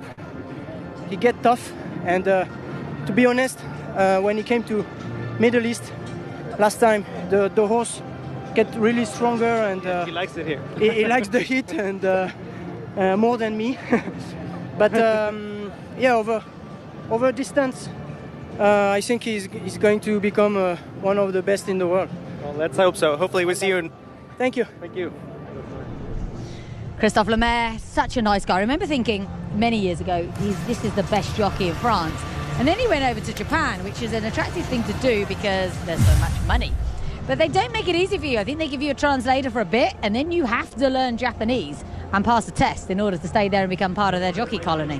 His Japanese is fantastic. I mean, the Japanese media absolutely adore him. They flock to him anytime he comes out for morning track work. And I remember seeing him breeze Almanai a few days before she ran. And, I mean, just gives you goosebumps when he's aboard them. They were in unison. And that's what won the race here for Stay Foolish, is just being in unison to the wire and having enough horse left, knowing that you got to go 3,200 meters. And that was the key here, to hold off Manobo, because I think the whole crowd thought when Manobo got clear and he kind of ranged up and took the lead for half a second, that Manobo was gone, but Stay Foolish had something left in reserve.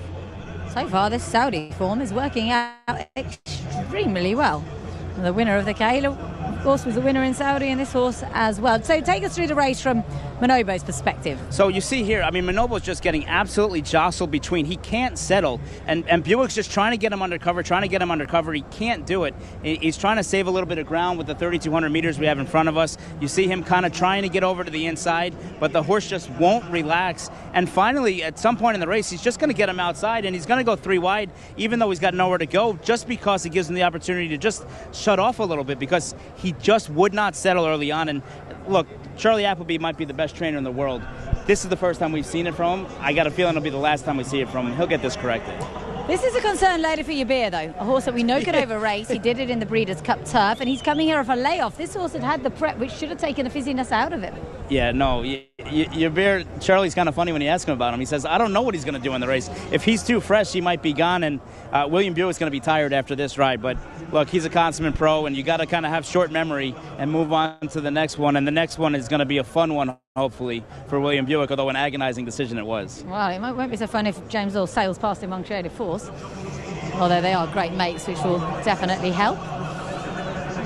I quite like our helicopter, but I'm not sure that it necessarily shows us quite what's happening, sort of, in terms of... You see Sophie out the back here. She's still second to last, and she's going to end up passing a bunch to run fourth, though. That's, just a never give up attitude. You're riding for your family, and they have to be proud with the fourth place finish. Yeah, Saffie Osborne. It was fantastic. At one point, I was like, "Come on, Saffie, you're going to get there." Around about now, she's coming with a little bit of a run, and here again, still Manobo's just crying out for room. He's completely boxed in with nowhere to go. If he's able to tilt out and get out any bit earlier in the race, I think he can win, but he just has nowhere to go. And finally, when the hole opens up, William's going to let him go, and he does kind of just smash on through it, but it took so long, and that's so much energy that you have to use.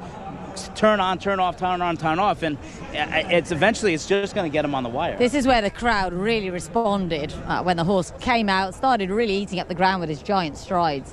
But Stay Foolish was never going to give in. He's a dour stayer. And he gets in front, as you said, and we thought that'll be it, but nope, the Japanese horse was not going to lie down.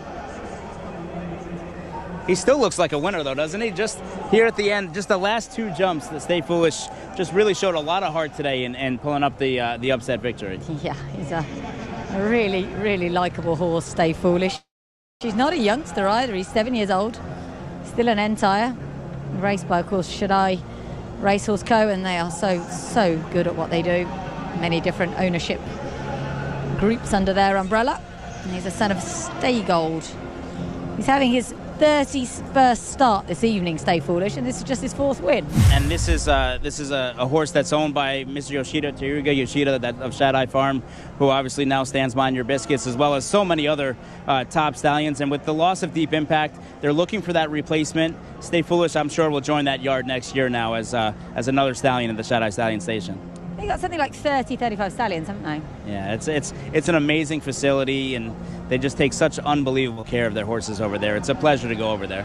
I'm not sure how much demand there is for 2-mile Group 2 winners in Japan. They do have jump racing. Nakayama Grand Jump would be the only one I can name. So I guess he'll be a jump sire. I think the thing about Japan, why they run so well over here too, is this long walk from the international quarantine barn that some horses have a problem with.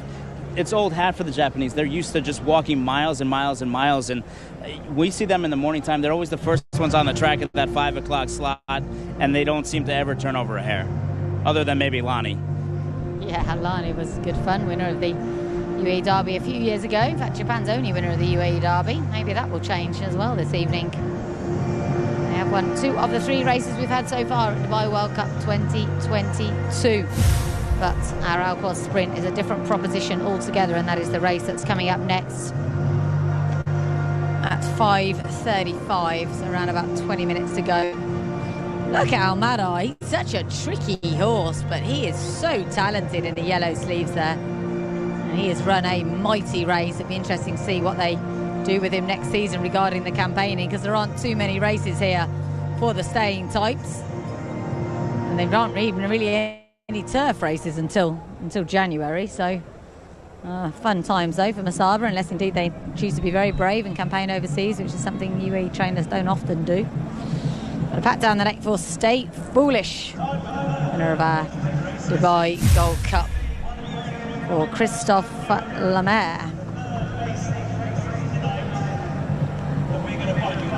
It's cooled down quite a lot, hasn't it? And the crowd seem to have kind of come closer to us, more up to the fence, or maybe it's just that they've taken their time to arrive and get in. It feels a lot busier now than it did before the Kahala. Perhaps they were just hiding in the shade. I think it's just one of those things, and we see it year in and year out here on World Cup night.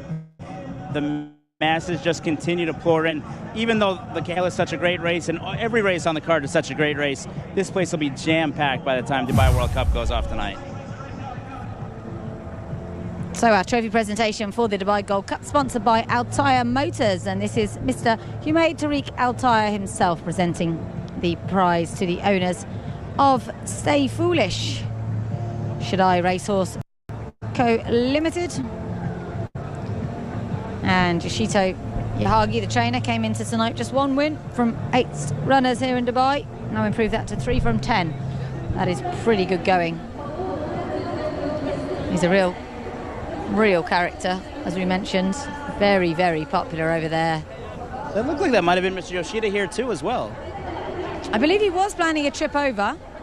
He always brings a camera with him, so he's standing taking the picture of the trophy there in the winner's picture. If that's him, I'm 99% sure that was Mr. Yoshida. He won a Lifetime Achievement Award, or rather the Yoshida family won a Lifetime Achievement Award recent His Highness Sheikh Mohammed Racing Awards that we had here on Super Saturday, and they sadly weren't able to attend on that occasion, but they did say we'll be here for Dubai World Cup, probably because they knew they were going to have a winner or two.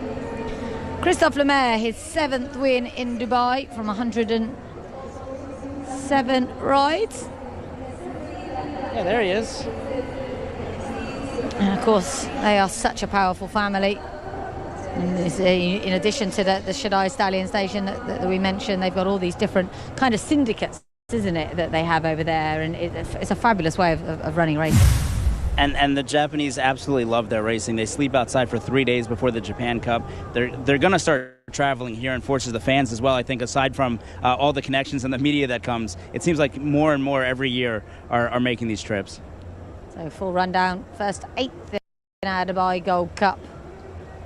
Good performance indeed from Ahmad Haran and Lignac.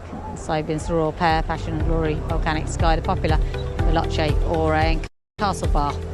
Real improvement this year for Halal Al-Alawi, finishing 8th for our locals. So a good performance from that horse as well. But a lot of people who may be having a bit of a wager on this card from overseas will have been relying on Manobo to get the job done. And he didn't quite manage to do so. Here are the highlights of our Dubai Gold Cup.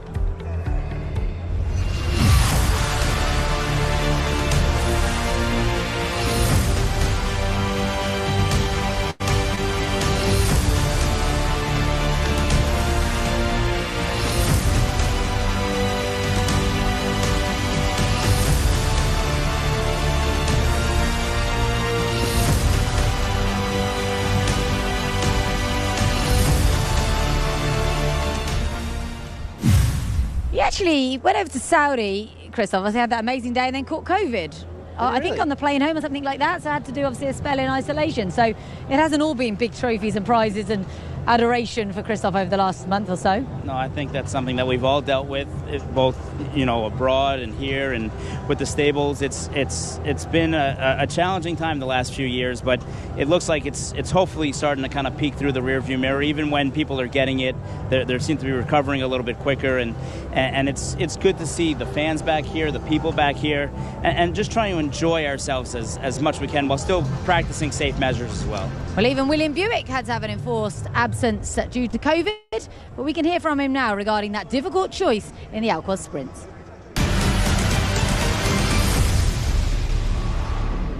It wasn't an easy choice, and these choices are, they're a privilege to have, for sure, but they're also take a bit of thinking through. Look, obviously we also ran a promise on Super Saturday, and he was very impressive, and he backed that up. He's done that twice this season now, so everyone's very happy with him at home. So Creative Force, he's a Group 1 winner. So, but look, I sort of went with the horse who's got the track experience and race fitness. I mean, I wouldn't necessarily be saying there's too much between them. I wouldn't let, if you like Creative Force, I wouldn't let my choice sway you, because it's not an easy choice. They're two great horses. And Naval Crown's also in there. You had the option for him, obviously, but you have ridden him enough, and you know him well enough. You think he'll take to the 6 furlongs, and he's also drawn inside? Yeah, for sure. Again, I wouldn't discount him either. He's got a lot of pace. Obviously, he won the Al Fahidi over 7, and then in Saudi he was drawn 2 wide. So just put a line through that. But no, he's a good, solid horse. And again, he's a proper group horse. He's been unlucky not to win a jersey at Royal Ascot, where he was just pipped by Creative Force. So now he's a good horse as well. It was funny, before we did that interview with William, he was chatting to another journalist. I didn't think much of it, and I realised she'd come over from Scandinavia, and he was speaking to her in Norwegian, I believe. He speaks 3 or 4 languages. Very, very clever guy, and a superb jockey. Let's hope things go a bit more smoothly for him in this race than they did in the last.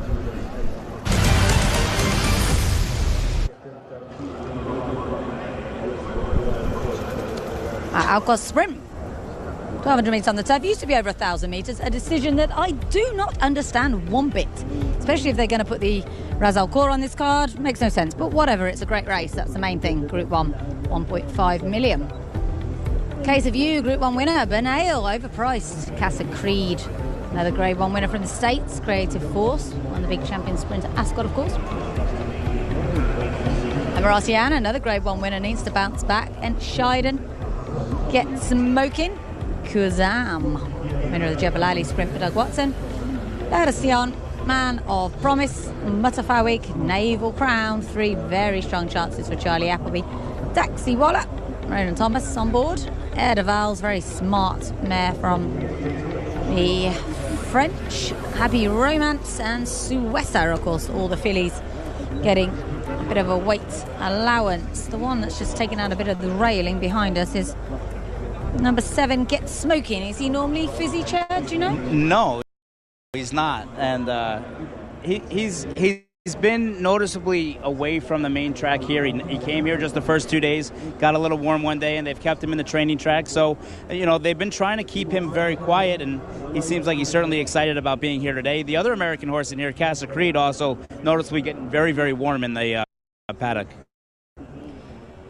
Case of You, it's possibly better over 5 furlongs, but he is 3 from 6 over this trip. He ran a massive race last time out behind Man of Promise. He'd had a prep at Dundalk. It was an egg and spoon race. He won it very, very easily. He's a serious danger here from possibly the best draw in 16. This is Bernal, who again is a horse.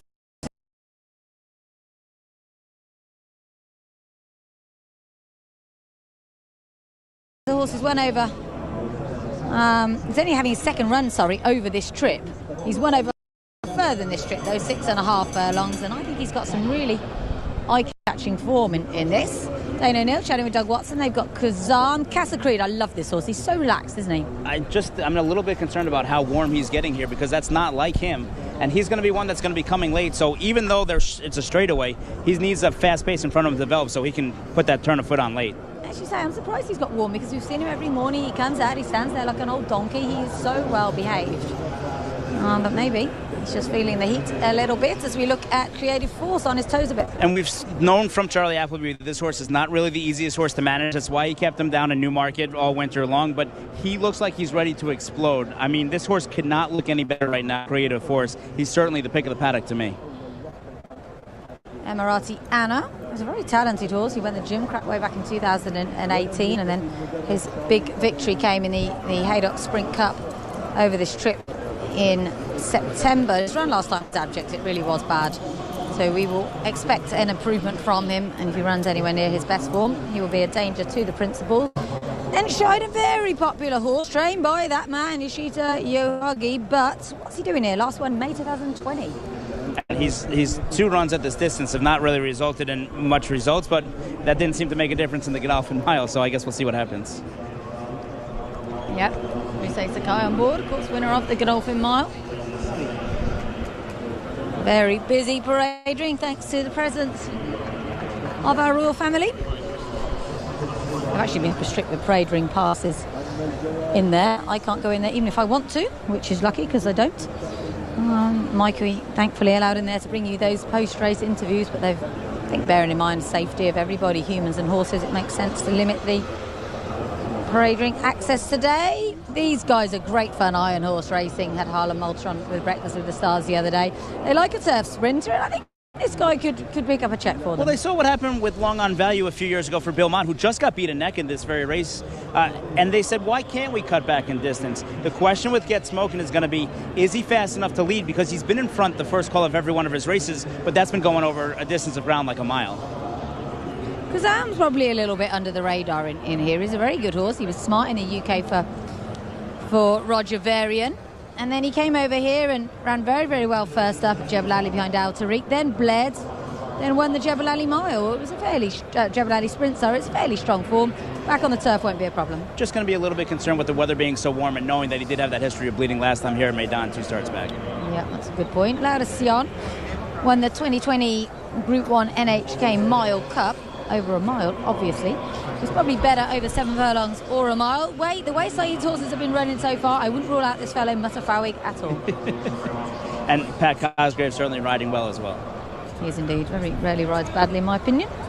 This horse won a maiden Doncaster on his debut over 6 furlongs. That's his only victory over that, but was 4th, but took back one here over this trip. This is Naval Crown. I love this horse. I was a bit surprised to see him in this. Indeed, it's his first run over 1,200 metres. I think they were disappointed at what happened in Saudi. He looked like he needed the race first time back and was still a winner over Story of Light. And this is kind of a fact-finding mission for them. And, you know, you have the services of Frankie Dettori available. You grab him on Naval Crown, and we're going to learn a lot about him today. Yeah, Charlie used Frankie with good effect over in Canada last year. So not afraid to team up with him when Frankie is available. This is Suessa. A repeat of her career best, which I'd say was her win in the King George Stakes at Goodwood. And she's a real danger here. She was only beaten 6 lengths behind A Case of You in the Abbey last time. She's 2 from 3 over 6 furlongs. She gets a weight allowance, and she's actually the co-highest rated horse in the race with Man of Promise at 119. There's a look at Man of Promise. I love this horse. I think he's a smashing little horse, but there's a concern. Big run on Saturday, as we mentioned at the top of the show, that can leave its mark. It was the performance of the entire carnival meeting, and it happened just 3 weeks ago. Now, look, he was brilliant. The first race he ran at Meydan as well. So this is 2 from 2, but he was in this race last year. Joked with Richie Mullen, who rode him last year in the Al Quads. He said, how come I don't get the ride back again this year? Well, yeah, let's not go into that, but he's placed with Charlie all season, Richie, and there are 3 in here for Charlie. Anyway, I just think he's a proper horse, Man of Promise, this year. Let's hear from Mikey. All right, we got Harlan Walter here. Get Smoking comes in here as one of the bit of the outsiders there, but an outsider won this race last year. Do you think he can emulate Extravagant Kid? Well, I think that the cutback milers coming from the States have had quite a bit of success, and that was really the thought we had bringing him over here. He has a ton of speed, going 2 turns, and it's going to be a real mystery to see how he reacts to the cutback. It's the last time he ran this distance was in his debut. So we're experimenting, but we feel like he has the quality to be there today. To give you a little confidence having Mark Casse in your corner, considering he does have international success at the top level. Absolutely. Obviously, Tepin was a super horse. Hopefully, we can keep up to that standard today. But Mark has a ton of confidence. He didn't even bat an eye. We had some great partners who all wanted to be part of this type of international experience, and we wanted to get him over here and give him a shot. All right, well, best of luck to you. Great. I can tell you the Abbasi Equine World best turned out has gone to horse number 12, Naval Crown. So congratulations to the groom of that one, as we look at Emiratiana, who's a sweet little horse heading down to the start. And I spoke to Adriano Zini about him a while ago, and I said, is this what he wants? Fast ground, 6 furlongs? He was like, absolutely. I said, can't have the ground fast enough, he's going to love it. So we'll just put a line through that last run behind Man of Promise. He's a good deal better than that. Maybe he just really needed it. Kevin Ryan is here. Yet to have a winner in Dubai, Kevin, but a very, very good trainer. This is Creative Force. Now, I thought the reason he stayed in Newmarket was just that Yabir had someone to talk to on the plane, frankly. But this form, Group 1, yes, dodgy. Soft ground, Ascot, Glen Shiel won the race the year before. There's a lot of horses in here who had a hard season. It's not a strong Group 1 for me. I just like the way that he finishes up. And I know it's on soft ground, and most of his races have come on good to soft ground, but he just finishes really, really well. And I just have all the belief in Charlie. Look, if you would have asked the beginning of the year, Creative Force was his best chance. After the first run, it might have been Naval Force, and then after the last 2, it'd be Man of Promise. I'm just going with what the original plan was. Creative Force was put away specifically with this race in mind, and normally when Charlie makes a plan, Charlie follows through on the plan. Yeah, he really does, and that is why he's such a good trainer for me, Charlie Appleby. He either does it himself or he has someone in that yard that goes through every condition book in the world. He's looking at France, he's looking at Canada, he's looking at America, and he says, right, that's the target for this horse. He hits the target, the horse more often than not wins. If you chuck a horse into a race at the last minute, it just doesn't work out for you. By and large, it can obviously, but it's rare. This straight course is something you don't really do in the States. No, we've never done it, and so that's why it was good to see last year Extravagant Kid getting the first ever win for America in this kind of race on the straightaway. And then we've had a couple of close seconds. Belvoir Bay, the filly, led all the way just to the end. Long on Value was a good second. So the Americans wouldn't be without a chance here. Casa Creed's kind of found this really quick turn of foot. We saw it really at Saudi. One more jump, he probably was going to win the 15-32 Sprint Turf Cup. So can Casa Creed improve one better off that last start? And really, it's a mystery what Get Smokin's going to do. But Harlan Malter, who's the managing partner, Mikey obviously interviewed him there. He famously owned Bucero, who went to Royal Ascot as a 50-1 outsider that everybody said was crazy, and he almost won. He ran 5th, just beaten a nose for 4th. Can we see maybe this horse do one better? We didn't talk too much about Happy Romance. So you mentioned that great run in Saudi by Casa Creed. She was just behind him. Richard Hannon, his trainer, one of the bigger personalities in UK racing, he's a hoot.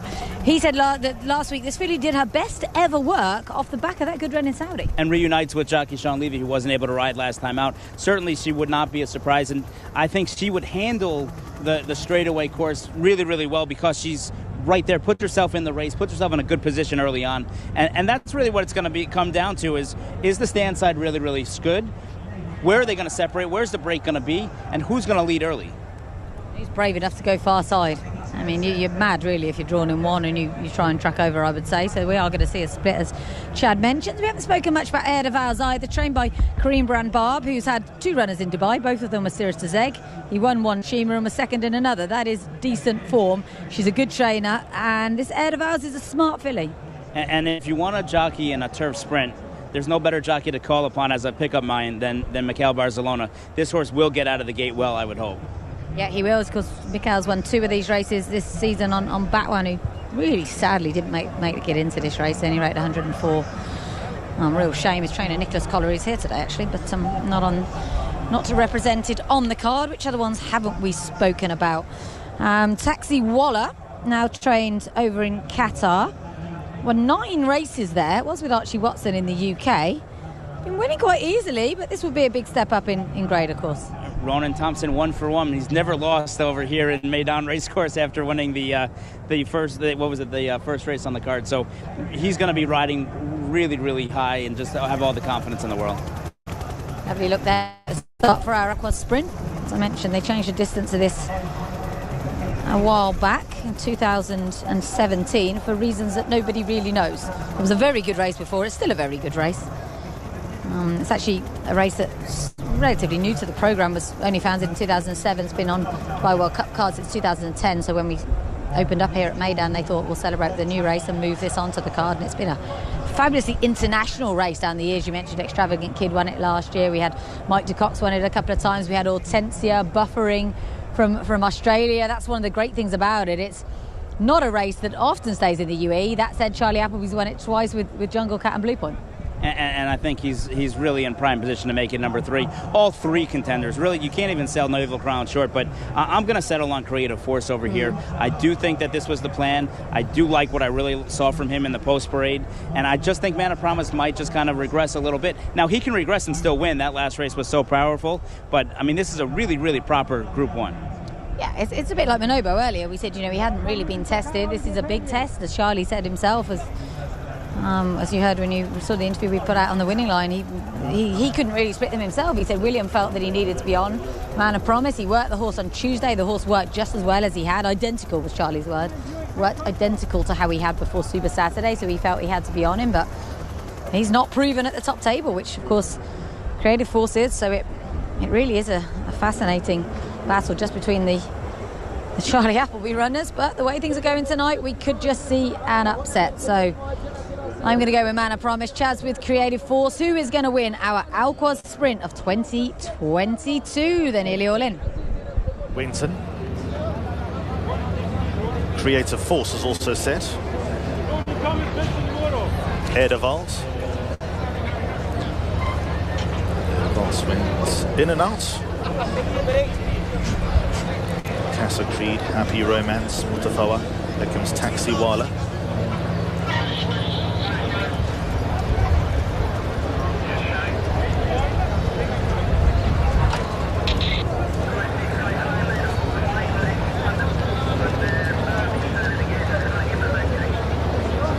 Casa Creed Winton. They've unloaded Enscheiden. The Case of You now being led forward.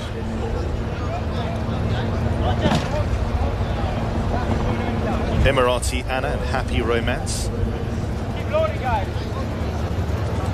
Emirati Anna moves in. Happy Romance. There comes Mutafawa. Still got Bernal to bring up. Case of You, another one still to come forward. Kuzan.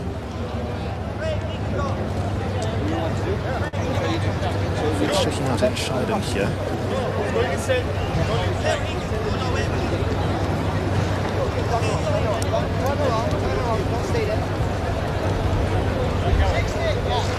The Case of You.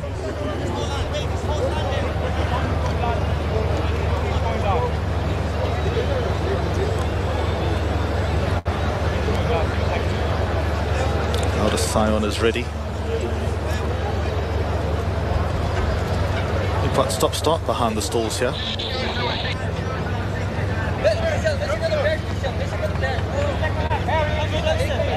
So Enscheiden now being led forward again. So everything in order. A Case of You needs to load. Kuzan. And Bernal. Here's Kuzan.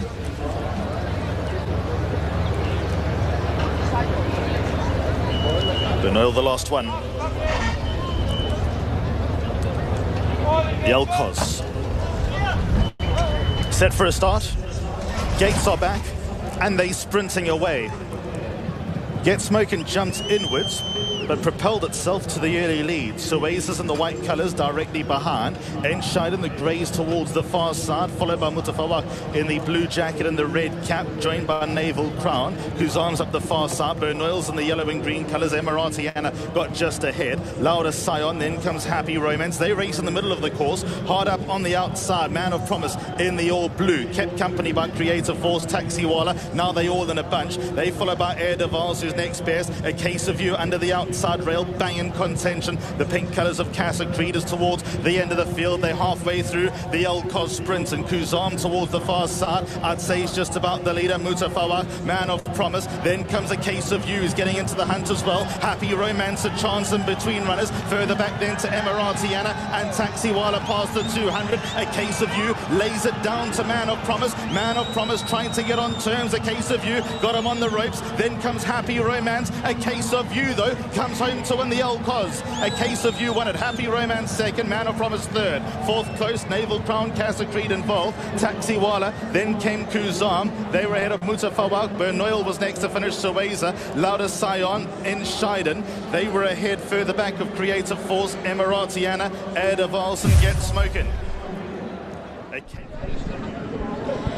An Irish winner. Fantastic. A Case of You. He's a classy colt. He won the Prix de l'Abbé. He chased a Man of Promise here last time. That form has been emphatically reversed. William was never able to get there. A Case of You has won that very, very nicely. No, just follow the stand side all the way through. And, I mean, as soon as the front runner started backing up a little bit, you saw Ronan just kind of start asking them and picking it up. And when they passed us word about the furlong pole, maybe a little bit further out, and, I mean, Case of You was going to go right by and go right to the winner's circle. And, I mean, so happy for trainer Adam McGuinness. He really wanted this one really, really bad. He thought he was live in the Breeders' Cup last year, thought the distance was a little too short for him, and this has been his goal.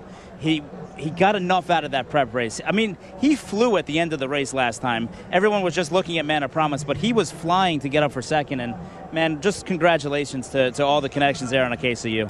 Yeah, owned by Gary Devlin. Adam McGuinness, as you mentioned, been a big supporter of the Dubai Carnival. He brought over two, Pierre Lapin and Harry's Bar, and neither really did a great deal, if we're honest. Harry's Bar did go home and win since, though, which was good. And then this was the big one, and they always had a plan. He said, we're coming to the El Cos.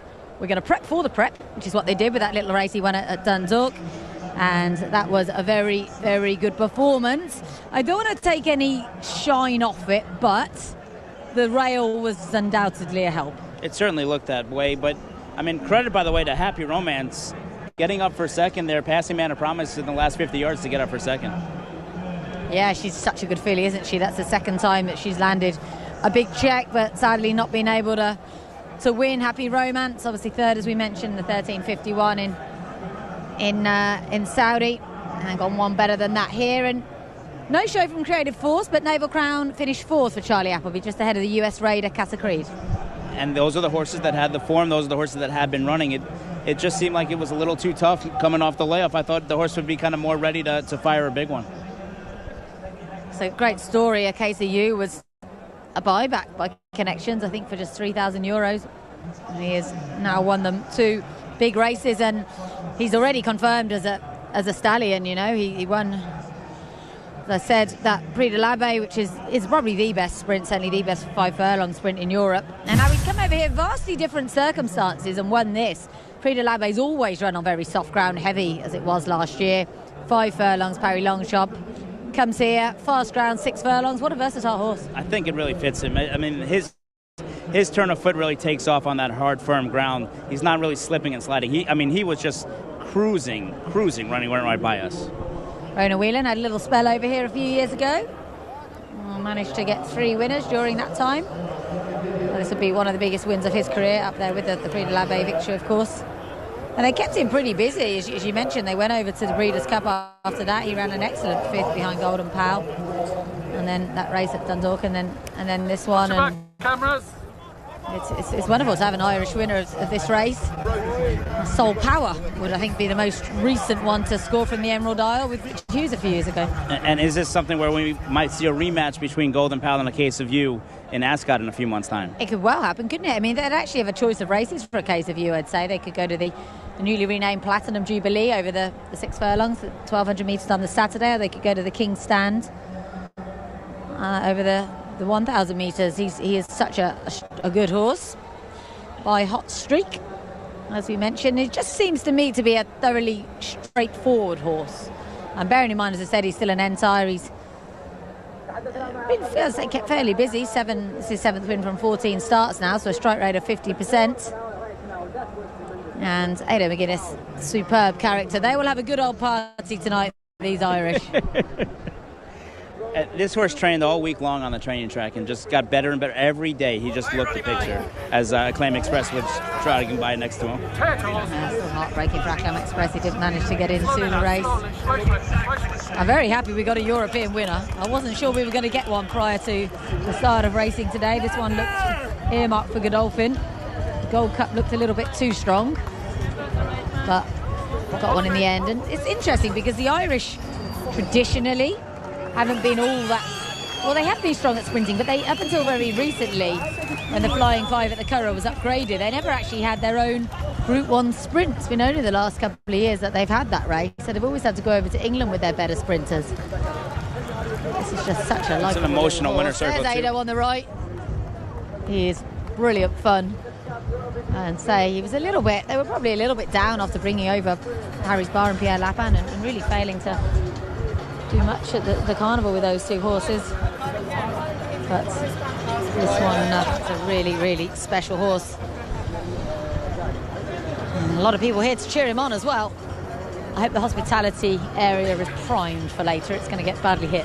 and there's something to be said about making a plan. To come to Dubai, to the World Cup, you have to have that plan in mind. And Ado McGuinness had that plan from the Breeders' Cup. He was going to have the prep at home to the prep over there and then run over here.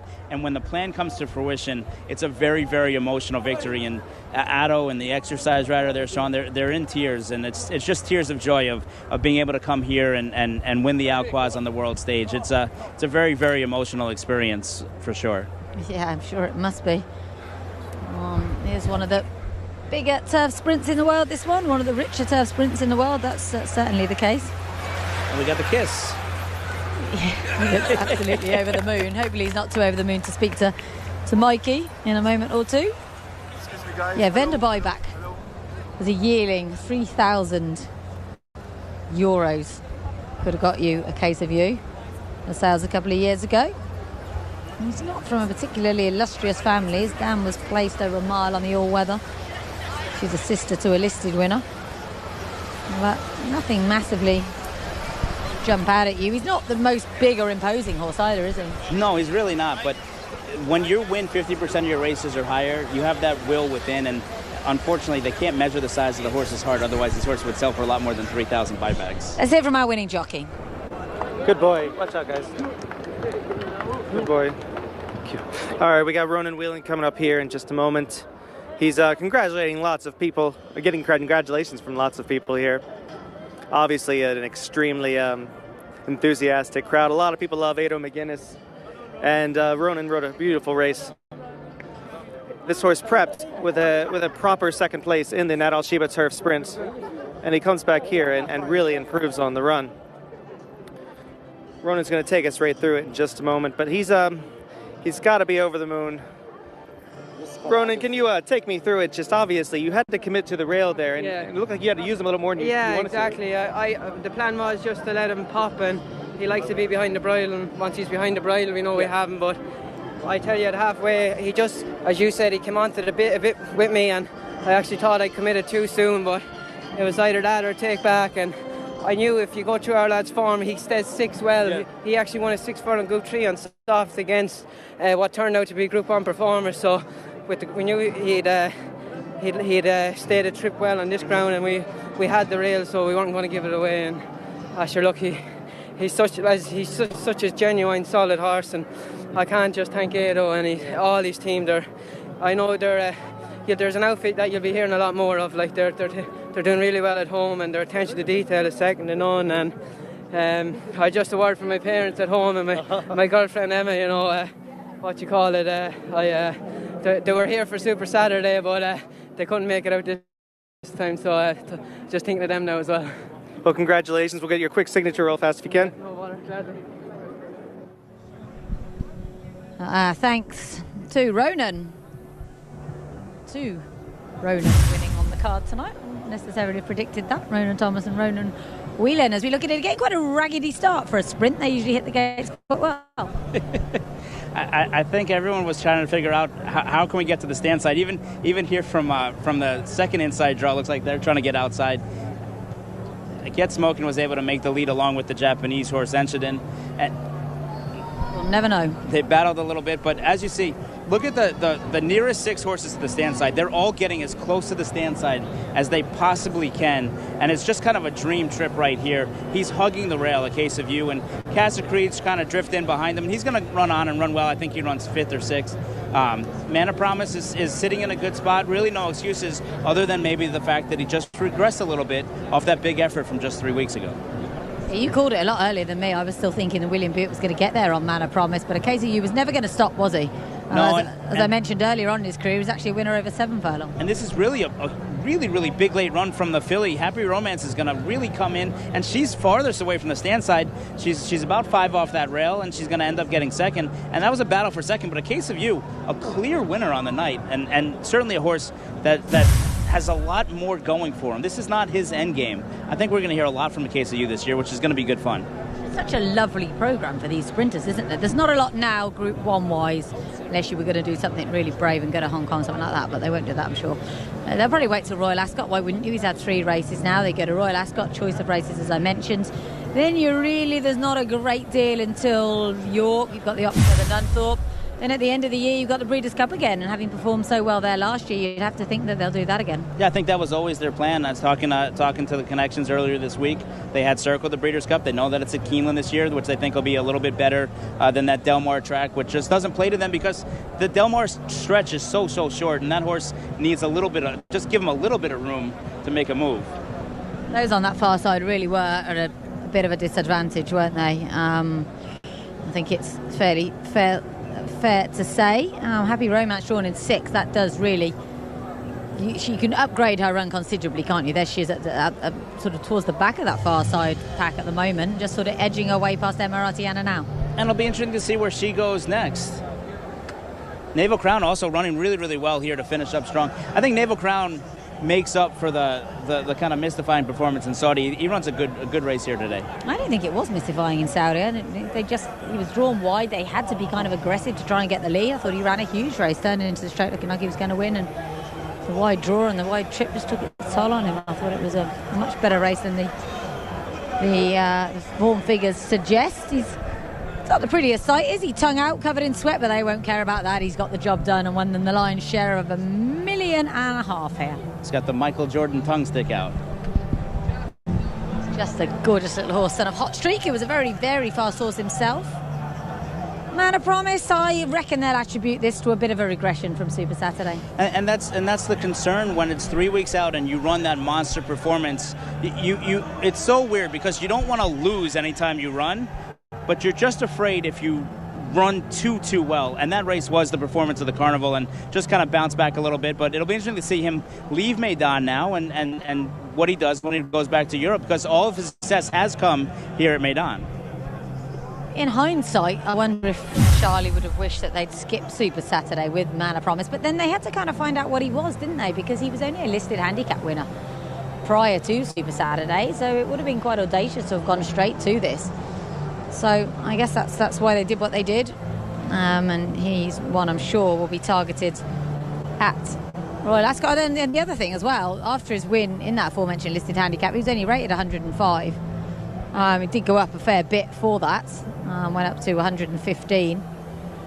But yeah, he's come a long way in a short time. Mana Promise now finds himself Group 1 place, so not the end of the world, but frustrating night so far for Charlie Appleby, that's for sure. And yeah, again, I don't know if it is that there's a quicker bit of grass over here, or it's just that's where the better horses were.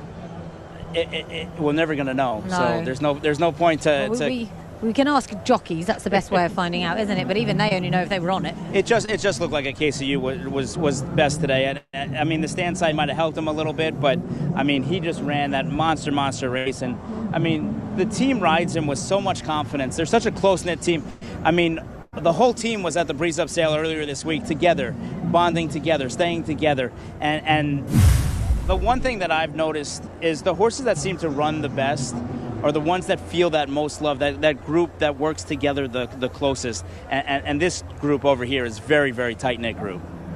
Yeah, Stephen Thorne is the assistant to A.M. McGuinness. He was here earlier on in the season, and he also runs Shamrock Thoroughbreds, which own quite a few horses in the yard and in partnership and things like that. It's a former Godolphin Flying Start graduate, I believe, and he's been a big factor in Ado's success over the last few years. As I mentioned, it's actually Ado's first success here in Dubai from now 16 starts. That's a fantastic view from our chopper. Quite strung out for a sprint, aren't they? I do think everybody was trying to figure out who was going to go and who was going to get to the stand side, and I think it affected other horses' strategy over here, which led to maybe an interesting pace situation where Get Smokin' kind of found himself on the lead, which we weren't sure if he was going to be able to make it. He made the early running, but unfortunately not the late running.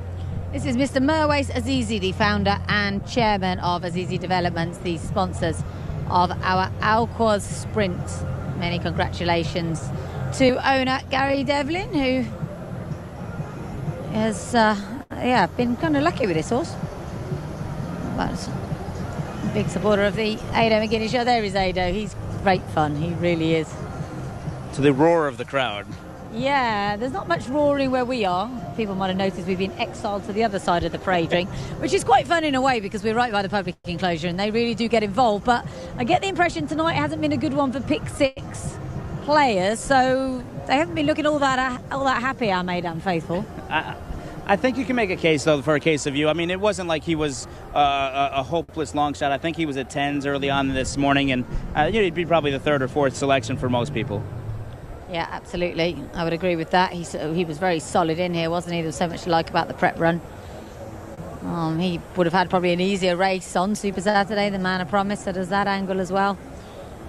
But I think Man of Promise has certainly proven that he belongs at the top table, which will give Charlie Appleby plenty of options going forward. I'd love to see him go straight to the Platinum Jubilee with him. I reckon he might as well. He's also got La Julia, of course, who he can aim at the King's Stand, so plenty of good sprinters for Charlie. And all is not lost for the Moulton Paddocks team. They have Yabia later on, so could still be a blue winner. Indeed.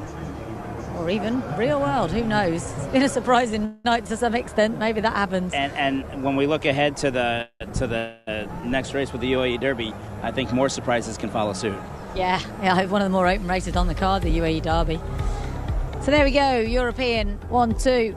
KCU Training Ireland, Happy Romance UK, Man of Promise, Godolphin, so UK/UAE, Naval Crown, America, Good Run, Taxi, Casa Creed, Taxi Walla for Qatar, Kazam, Doug Watson will be pretty happy with that, I thought, and Mutafawig, another one for Godolphin, finishing 8th, keeping up the good record of Sobin's Raw trained runners this evening in finishing in the top half of the field at the very least.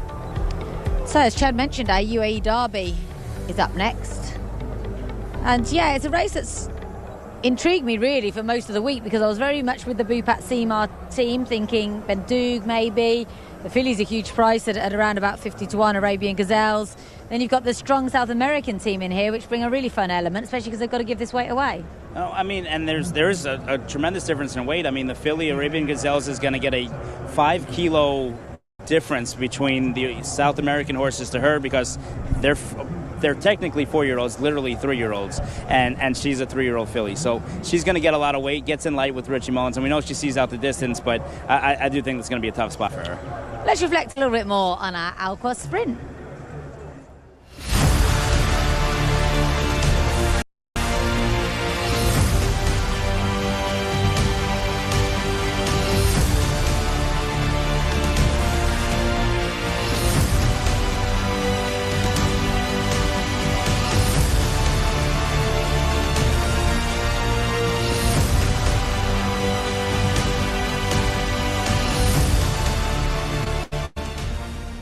You always get good scenes when you get an Irish winner. They really do know how to enjoy life. Congratulations to the Connections of A Case of You.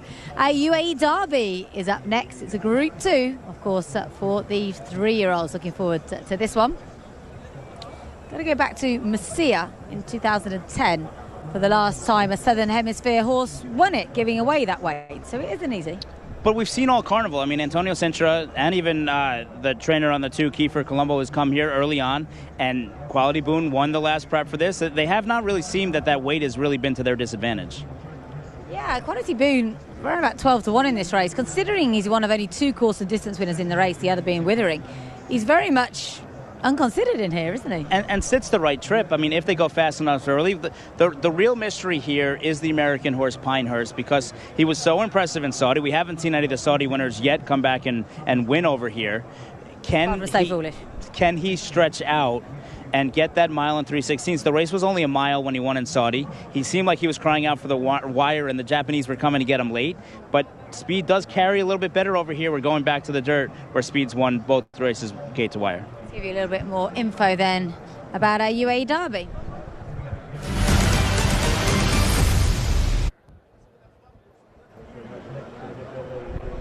Yep, sponsored by Mubadala. 1,900 metres on the dirt. 3-year-olds, of course.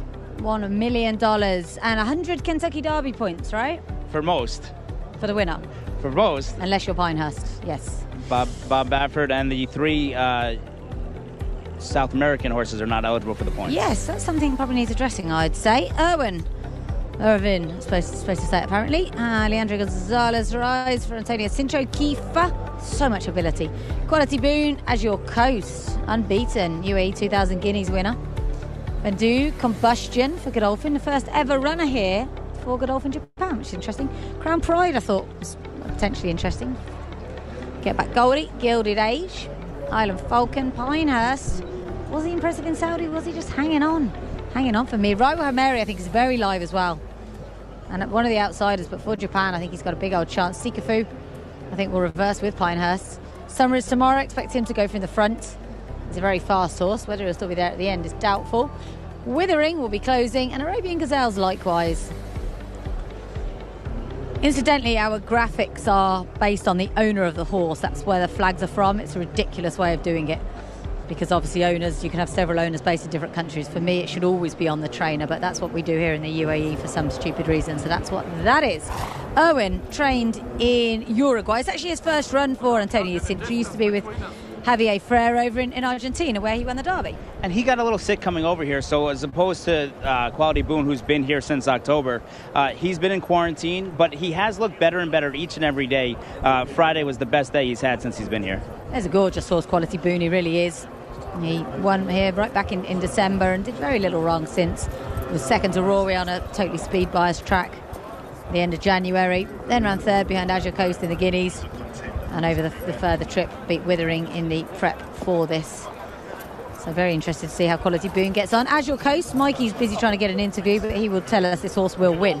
First time over this trip, though, they might not come back to him like they do over the mile. And he needs to not be so far back. He loves to give himself too much to do, and then he's been brilliant so far and was able to run them down. But it was a weird run race from Kiefer Jackie Hector Lazo last time out. This way in this big field, Zurkos can't come from last, I don't think. Come from last and make this big swooping move. Antonio Frezzo is going to have to break him out of the gate a little bit sharper. There's quite a few that are going to be closing. You know, Kiefer, I would say, has been a little bit too far back in a couple of his starts. Quality Boon as well has been one who's been closing. There's a lot that are reliant on them going a good pace, and I think they will go a good pace. This is Crown Pride, one of the outsiders for Japan. Last time out finished 3 lengths behind Combustion, but I thought he was quite interesting on pedigree. Thought he'd be all right over a little bit further. He was winning quite easily his first 2 starts. Get Back Goldie, interesting horse really, isn't he? Won here over 1,200 metres, but they were very keen to run in this race. I think they saw that he was able to win the 1,200, and to qualify for the Carnival, you need to have 2 runs. They weren't sure where that second run was going to be. They'd enter him right back 7 days later. They ended up settling on the 1,900-meter race, and it was kind of a weirdly thing where he ended up just jogging into the race. He's had proper gallops going into there, and they're really excited to get Irad Ortiz Jr. aboard. What about Gilded Age then? Represents Bill Mott, and last time out, quite well held in a Grade 3 Aqueduct. He's the best looking horse in the race. I hope he gets best turned out because he deserves it. But he's a $600,000 yearling purchase. He's a son of Medaglia d'Oro out of a Group 1 winning mare.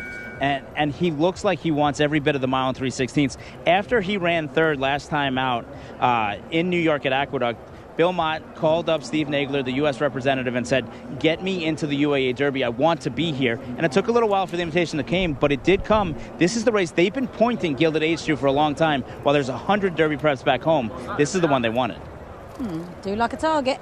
Island Falcon represents Saeed bin Saror, who's won this race 8 times. He's well beaten in the Saudi Derby, has 11 1.25 lengths to find on this horse, Pinehurst. Bob Baffert never won this race. He won the Del Mar Futurity. You said he was impressive in Saudi. For me, he was hanging on. I think it's one of those things where Jimmy Barnes, assistant trainer, said the track was not playing to front runners. He was one of the rare ones that went gate to wire, and they think over here his speed is going to carry him on. But I think in order for him to get the mile and 3/16 distance, he needs to get clear. I don't want to see him battling head to head. Pinehurst's best shot is to make the lead and then clear off. He's very warm, Pinehurst. Raiwa Homari, I think, is very live in here. He was ahead behind Seikafu last time over 1,400 metres on pedigree. I think this step up in trip is really what he wants. He's a son of a Japanese Derby winner, Deep Brillianti, which name always made me laugh. It sounds like a pizza. And he's a half brother to a horse who won over 10.5 furlongs. I think he's really interesting. Gets Christophe Lemaire. Seikafu, though, he made up a lot of ground on Pinehurst in Saudi, but the draw's not been kind to him. He's out in 14. And this is the horse that everybody falls in love with because of the last race, and I fall out of love with because I think that was his best chance. Everyone goes, you assume you get the further ground, you're going to be better. I think there's better horses in the race here than Seikafu. I do not think he's 1, 2, 3 today. That's a very good point. Very good point. You know, you can be closing well over a mile, and you might not be able to do so when they go a bit slower over 1900. Summer is tomorrow. Always nice when Mikel Barcelona's sitting around, and you can get him on your spare. Bought by Tycho Shea, this horse.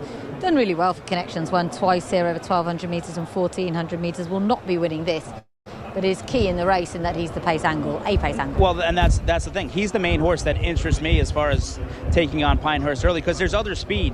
But Summer is tomorrow. You're not holding back. I don't think Bhupat Semar's made any secrets as to what his plan is. Summer is tomorrow is going to go, and Bendu is going to try and sit just off him.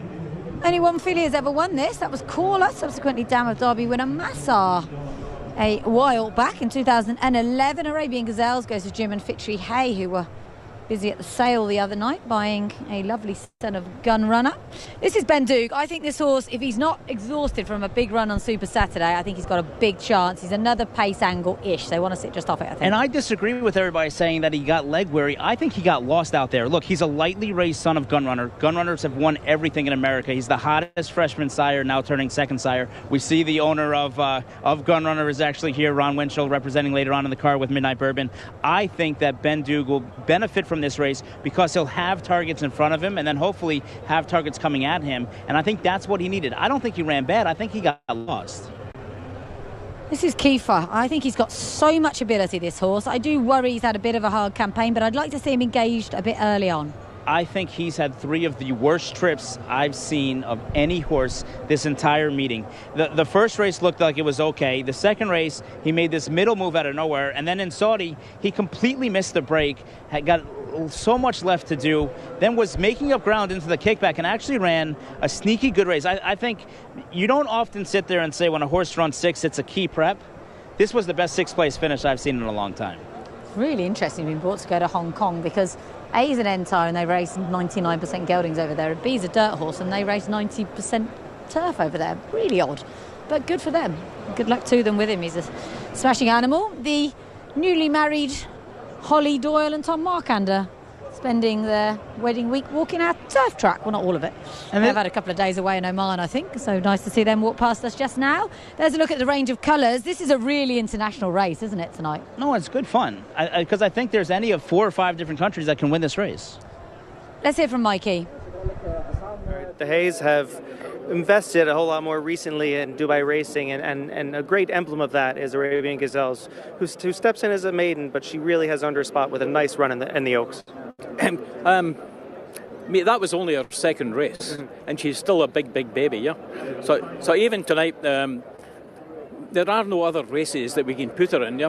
So I know this is a huge ask to put her in there, but we hope she's improved a lot after the Oaks. She needs. We'd rather this with 10 furlongs than 9.5. She'll be staying on at the end, and well, who knows. It looks like, is she a filly that's going to stick around? Because I know you purchased a couple of horses and you're investing more in Zabeel as well. We're going to invest seriously in horses with Bhupat Simar. So the horses we bought the other night, they both will stay with them. We bought horses at Akala again, they will come here at some point, right? So as far as we see, Dubai is going to be one of our key focuses to race through the whole of the Middle East. Well, we wish you the best of luck, and hopefully she brings it home for you. Hope she does well. As long as if she gets in the first 6, we'll be happy. Best luck. Thank you. Yeah, good to hear from Jim Hay, a fantastic supporter of racing in Dubai. Him and his wife Fitri and the family used to live over here. They now don't, but they come back a lot. And Arabian Gazelles, if people don't know the story, there was a documentary on Dubai a few weeks ago in the UK, and the Arabian Gazelles were featured in it, and they're a bunch of rather wealthy ladies who drive supercars around. What fun. So I think the theory is that they'll go get into racing and buy lots of horses, which would be great. But that's why she's called Arabian Gazelles with an S, which had been annoying me for months, so I'm glad we ironed it out. Let's have a look at that Saudi Derby form then. And Pinehurst beating Sekifu. You've put me off Sekifu now, so thanks for that. Look at the way he comes. He comes from a long way back. No, he does, but I just have a feeling that this is going to be a very, very differently run race. Pinehurst was in front here. He was able to clear, and he's able to hold on. And he did actually gallop out. The better of the two was Sekifu. He actually does re-engage after that. The interesting thing to me right now is Pinehurst stayed with the pony the entire post-parade. The fact that you want him to kind of break well and lead away from there, normally what you'll see is the jockey, Flavien Prat, will take him away from the pony and give him a good warm-up, and he stayed with the pony the entire time, and he hasn't been a horse in the morning time that we've seen is really anxious or aggressive, that you'd want to stay with the pony. So very interesting strategy from Flavien Prat and Bob Baffert to keep him calm and quiet and stay with the pony this whole time. Interesting indeed. We can also hopefully show you the Albastakia, which was won by Quality Boone, beating Withering and Ben Doog. They're actually lining up right in front of us here in our new Exile position towards the golf club. Get quite a nice view of this. We'll have a good view of the World Cup start as well, won't we? I'm surprised the temperature's dropped considerably. How many of these horses are still getting warm? No, it's very much a surprise, but a lot of it comes with preparation. A lot of it comes with just the crowd is here and the noise and the excitement of, especially here, you're talking about young 3-year-olds that haven't really experienced a scene like this before. These horses might be the future of racing, but this is the first time really that they've run into crowds like this before. It's interesting. Some of these horses are actually very experienced for, as you mentioned, 3-year-olds. Sekifu has had 7 starts already and be the more experienced in the field. I'm going to stick with my rival for Mary, a horse who could just shock a few, I'd say. Drawn in 1 as well, you never know. Not a horse I expect to see up there early on though. And what do we expect from Irvin? As Antonio said himself, he doesn't know quite how that illness would have left a mark, but interesting how they ride him, bearing in mind he's won over 2,500. He's a horse that's not really Americanized to the way, or Dubai, like the Dubai style of training. He very much trained, as you went to Uruguay, you know how they ride over there with no saddle. So when he came here, leaving quarantine late, he hasn't gotten used to this way of training necessarily. Like I said, it's taken a little while. He did look best on Friday, but I just think it's too much too soon with what happened once he came from Argentina. Yeah, I don't think they even knew for sure that they were going to make the race up until few weeks ago, and then he sort of suddenly turned a corner and started really impressing them in the morning, so they went for it. I wish them well, the Antonio Sintra team. They've added a huge amount to our carnival, and they of course also have a live chance in the World Cup later on as well. Loading, final thoughts? I'm going to go with Kiefer here to pull the upset. I just feel like he's got a load of ability. He's got a world of talent. He just needs to one time just get that trip. If he finally gets that trip, and he's supposed to get it today with enough speed in the race early on, and now with the change of silks with the new owners from Hong Kong, you're going to see him all the way around there with those black silks and the pink circles. They're blue and white, Kiefer. No, not anymore. They just changed? Oh, okay, fair enough. Intriguing race. Will it go to America? Will it go to the UAE? Will it go to Japan? Will it go to Uruguay? I don't know. I'm going to sit on the fence. I've got nothing right so far. I'm going to sit on the fence. So, nearly all in then. Pick Get a the country. Call from Alistair.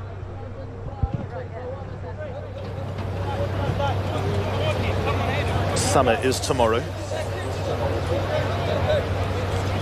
Kiefer, Combustion, Sekifu, and Arabian Gazelles.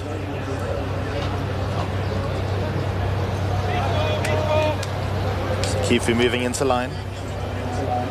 Arabian Gazelles will be the last one for the 2022 UAE Derby, sponsored by Mubadala.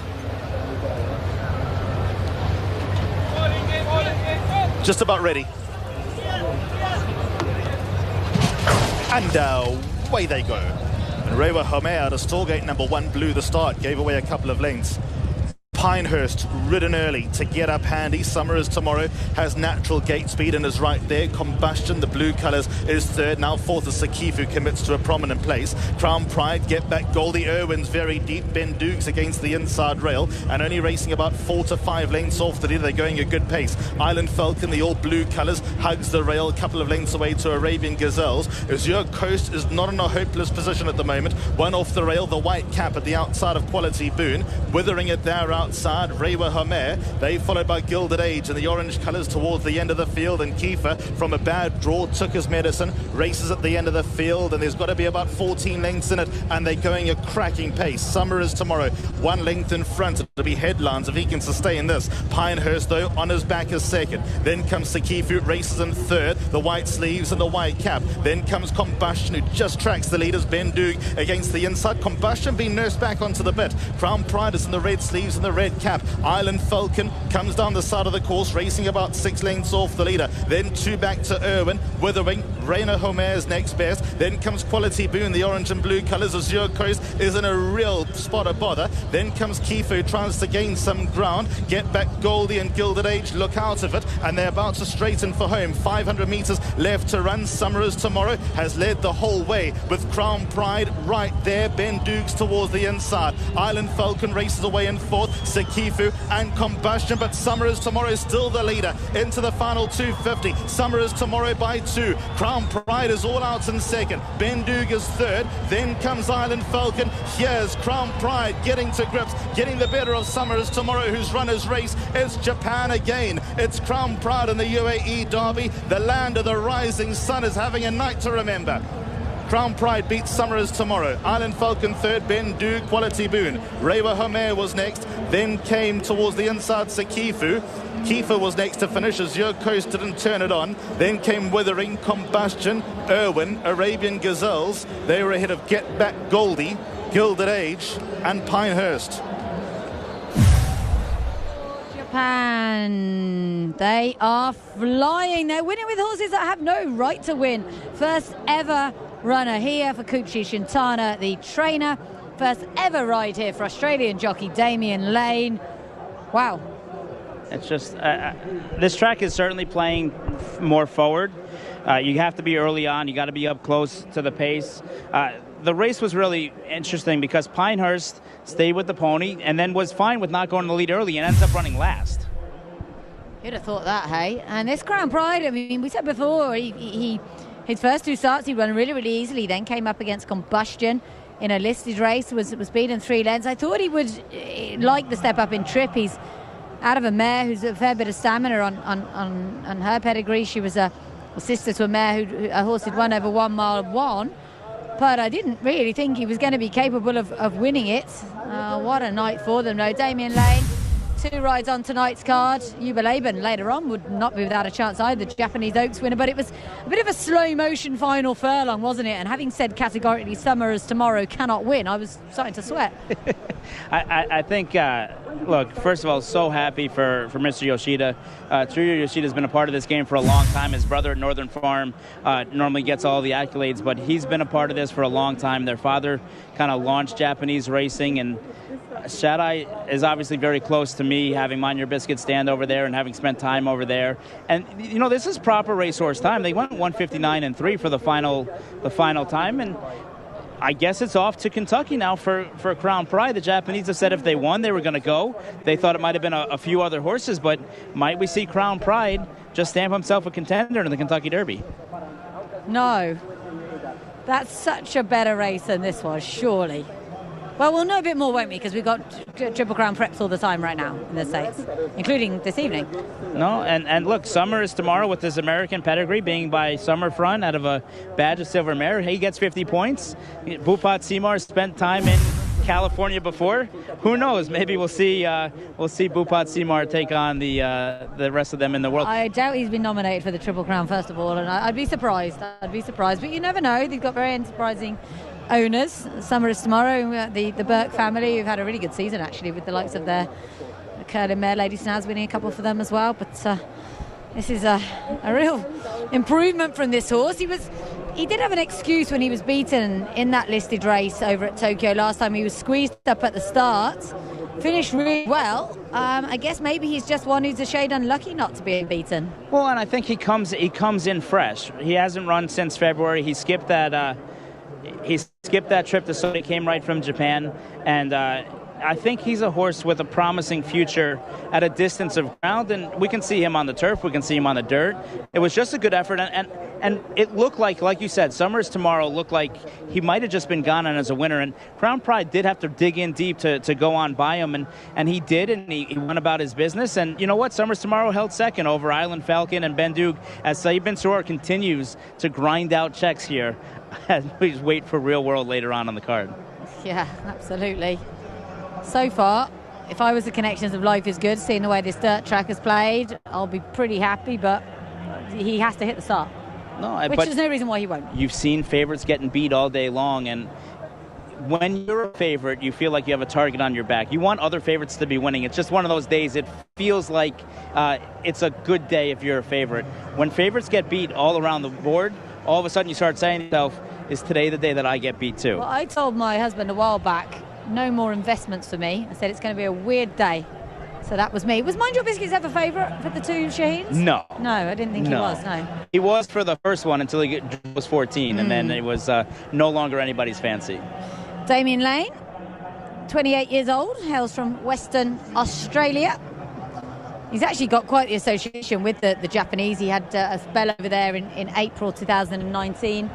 And he memorably teamed up with that extremely good Japanese horse, Liz Gracheur, who won the Cox Plate. So he goes back a long way with the Japanese, and they've obviously decided why not sign him up for these couple of rides this evening.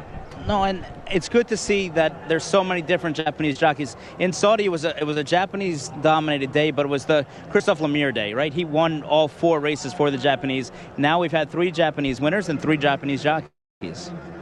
Well, 1 Japanese jockey and 1 Frenchman and 1 Australian. Yeah, 3 different jockeys. Yeah, absolutely. It's a great, thing to get if you can get a contract to ride in Japan, but kind of everybody wants one. They're also quite strict on the rules over there, aren't they? The jockeys kind of have to be, not in Iceland as such, but I think they go into sort of a jockey's hostel and the phones are taken off them, and they're very, very strict on obviously governing gambling over there, which is such a huge source of revenue. The day before, jockeys have to leave their families and leave their phones at the door and just spend the day with each other, and no technology allowed, and they're a very old school idea, but it works for them, and obviously we're seeing it in the results. Yeah, it means they nothing else to do really than concentrate on their races.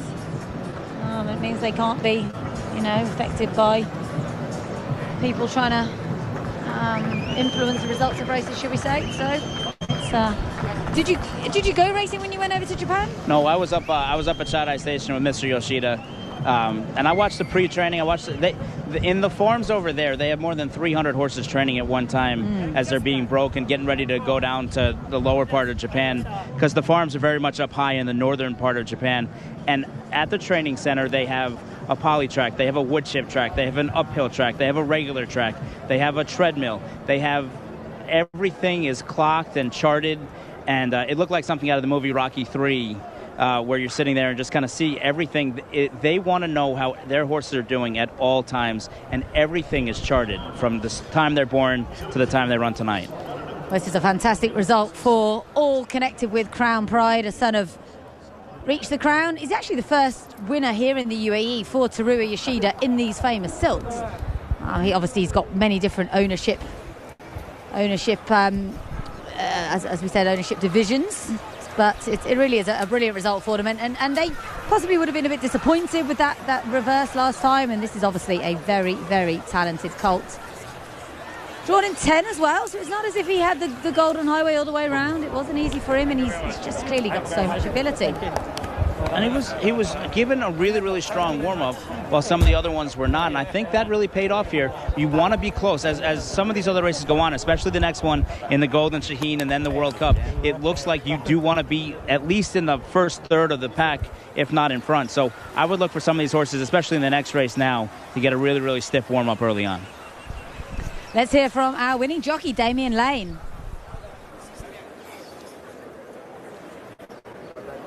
Okay, we got Damian Lane here. He's going to going to weigh out in just a moment. He definitely had to work for that Crown Pride. Wins. So, Damian Lane. Was it okay? Is it okay? Okay. Damian, just take us through it. It looks like he definitely made you work for it throughout. We can walk. Yeah, he stepped okay, but then travelled well thereafter.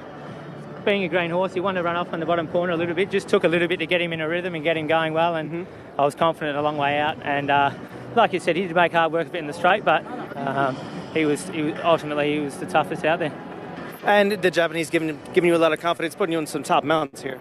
Yeah, exactly. Whenever you jump aboard, you can be confident they're going to be strong, they're going to run well, and just a privilege to be a part of it all. Take us back to the start. Was there any issues as far as traffic and getting him into a proper spot? Not really. I got crowded a touch early, but he was able to just stride through and take up a position, and from there it was smooth sailing. Well, best of luck, and thank you so much. Thank you. Get you a quick signature real fast. Marcus Hurst looks very disappointed too. Well, he's managed to win a big Group 2 race, $1 million race on his first ever ride in Dubai, Damian Lane. What a superb achievement by him. Summer is Tomorrow really did run his heart out. Ben Dukes ran great as well, but just coming into the final furlong, it was inevitable, wasn't it? Crown Pride was coming, he was going to get there. I mean, he just kept finding more, but I mean, all the credit really does go to Mikel Barcelona, because he just kept trying on Summer is Tomorrow. He kept digging in, but it was just the Crown Pride had a little bit more stamina to him, going out the ground, the distance. Summer is Tomorrow was coming out of a proper 1,400-meter race. This was really a big ass to go 1,900 meters. It really was. Let's take a view on the left. Not today for him. Island Falcon has bounced out of his Saudi race very well. Hasn't he finished third? Again, these Sabin Soror horses are outperforming. They continue to show up, and we have 12 million reasons to think that maybe Real World can later too. It's a gorgeous colt, isn't he? Very good looking. As I mentioned, son of Reach the Crown, out of a mare called Emmy's Pride, which is obviously how they got the name. And it's pretty amazing. First ever ride and runner for the trainer and the jockey. Pinehurst, do we just attribute this to him having a tough race in Saudi? I think it's certainly possible, but I mean, just never really involved. He was there for a little while, but you see here, Flavien Prat knows he's at a horse very, very early on, and then they'll get him back to the States and kind of see what happens from here. Absolutely. They will, yeah. I mean, he wasn't going to Kentucky Derby anyway, as you mentioned, so I suppose they can just target the big 3-year-old races later on in the season and give him a bit of a break. I think it's a refresher, and now, they might decide that he's probably maybe best going around one turn like that race was in Saudi, and there's plenty of big opportunities leading up to it. In Saratoga, you have a race like the H. Allen Jerkins for 7/8, which might be his next target. A lot of stamina in the pedigree of Crown Pride, as we mentioned earlier on. He's by Reach the Crown, who actually stands at the Shaddai Stallion Stations. A Grade 2 winner over a mile, but was second in the Japan Derby, of course, over a mile and a half. Another one whose first yearlings were in 2019. So, a lot of it was down to the breeding, you'd say. He wasn't stopping at the end either, was he? But Summer is Tomorrow, run his heart out, hasn't he? And he's a horse that I don't even think that they were necessarily going to run in this race. They dodged the UAE Guineas with him. Summer is Tomorrow. They were aiming him at that, and they thought, no, we won't go for that. We'll go for what looked an easier race at the time. And then he bounced back with a really good win here over 1,400 metres, and it seemed inconceivable that he would see out this trip, but he has. So a bit of recompense for Bhupat Seymour, I suppose, for the Godolphin Mile really not going his way. But the winner, Crown Pride, not completing, there's plenty more to come, continuing. Just an amazing night for Japan, which was always on the cards, wasn't it, when they came here with such numbers, such quality trainers and horses. Oh, it's absolutely, you saw it, and they came early. They were here before the Americans, they were here before the Europeans. They really got acclimated quickly, and they're learning. They didn't used to travel as much, maybe just take a horse or two. Now they're coming in droves, and they're learning together on how to prepare for these races. And once you kind of figure out a little strategy and you figure out a game plan, it seems like they've learned how to travel, and that's a really scary thing because they have really, really well-bred horses. So once they travel in the world, it changes the entire landscape of everything around the world. They don't really need to travel. They have very, very good prize money at home. I suppose, as we mentioned earlier on, their dirt program, there wouldn't be much for the top-level dirt horses, so perhaps they need to travel. But generally, a bit like in America, you've got good prize money. You don't need to bother. There's something to say about the pride that's involved in it, and the Yoshida family has had this immense pride in wanting to show the world that the Japan breeding program that they've really helped found with their father can go international, and the one race that they're still looking for, that they want to go back for, is still the Arc de Triomphe. Yeah, they really want to win the Arc de Triomphe. It would be brilliant when they do, and it is a case of when, not if. This is Mr. Ahmed Saeed Al-Khalili, the Chief Strategy and Risk Officer at Mubadala, who's doing the honours for our UAE Derby. Mubadala, sovereign investor based in Abu Dhabi. And indeed, the owners of Crown Pride have said a trip to the USA is on the cards. I want to go to Kentucky Derby, says winning owner Koichi Shintani. So, brilliant stuff. She's the winning trainer, rather. I was reading you a Duff quote there, winning trainer. Great for them. We know Kate Hunter, based here with the Japanese horses. She always packs for a good few months away from home, doesn't she? No, and look, the Japanese have traveled to America before, and they've run well. They would love nothing more than to be competitive in the Kentucky Derby. And what it does now stateside as we begin for our last final preparations is, listen, there's one less spot available, so you better make sure that you show up in your first or second in your final prep, because now there's only 19 spots left. This one is in.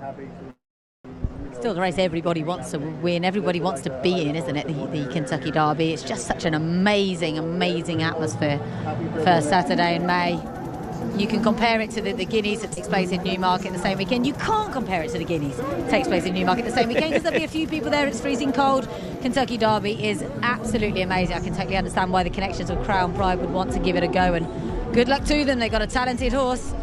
He's now 3 from 4 career. So a good look back at the 1 to 8s in our UAE Derby. Ben Doog, good run from him in 4th. Quality Boone, they'll be a little disappointed. They were confident, the Antonio Sintra team. At least he's picked up a check. Roha Mary from Japan as well. Key for your selection, Not Disgraced in 7th, and Sigu in 8th.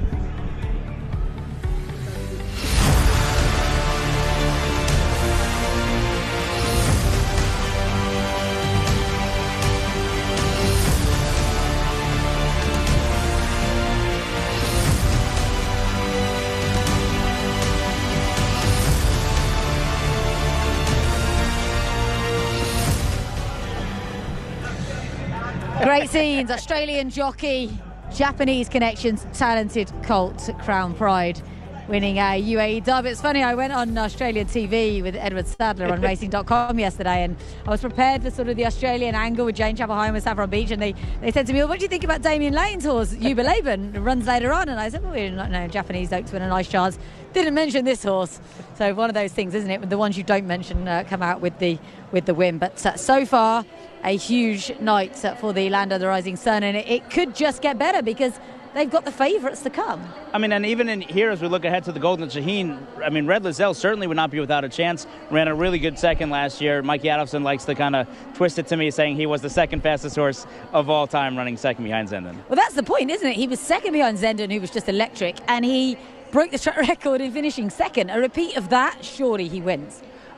Yes, but I don't think that we're going to see that repeat this year. He's a horse that really, everything went well that year, and that wasn't the strongest Golden Shaheen last year. I thought it was really Zenden's race to lose, even though he was away at 50s. To me, he kind of showed that he was the class of that race. This race is wide open. I don't think Red Lizelle is necessarily the horse to beat, but who am I to argue with Japan right now? Absolutely. It's possibly not the strongest Shaheen, but let's look at the conditions for it. Sponsored by Atlantis Dubai, who are on board for the first time here. I do love this race because it brings us proper American dirt sprinters, and we got a Breeders' Cup second in here in Dr. Shivel. Dr. Shivel, Dr. Shivel, what do the Americans say? I say Shivel. Everyone else seems to be saying Shivel. Such a shame, as we mentioned at the top of the show, that Miraz comes out of it. I hope that it's nothing too serious. Al Tariq, super bonny little horse, Dr. Shivel. Drain the clock. Safi Joseph Jr. is not here. Shame, he's such a cool guy. Good luck to him. First runner in Dubai. Eastern World. What a Great story this is, really. Thunder Snow's little brother, Everfast, second in a Preakness, has ended up running in a Golden Shaheen. Would you believe it? Good effort. I'm never writing off this horse. He ran a great race in Saudi. Mangier, second start on the dirt. No morass. Mabardell, 28-1, but could just run a right. Red Lizelle, strong constitution. Switzerland, if the Switzerland that went on January the 1st is back, that is a huge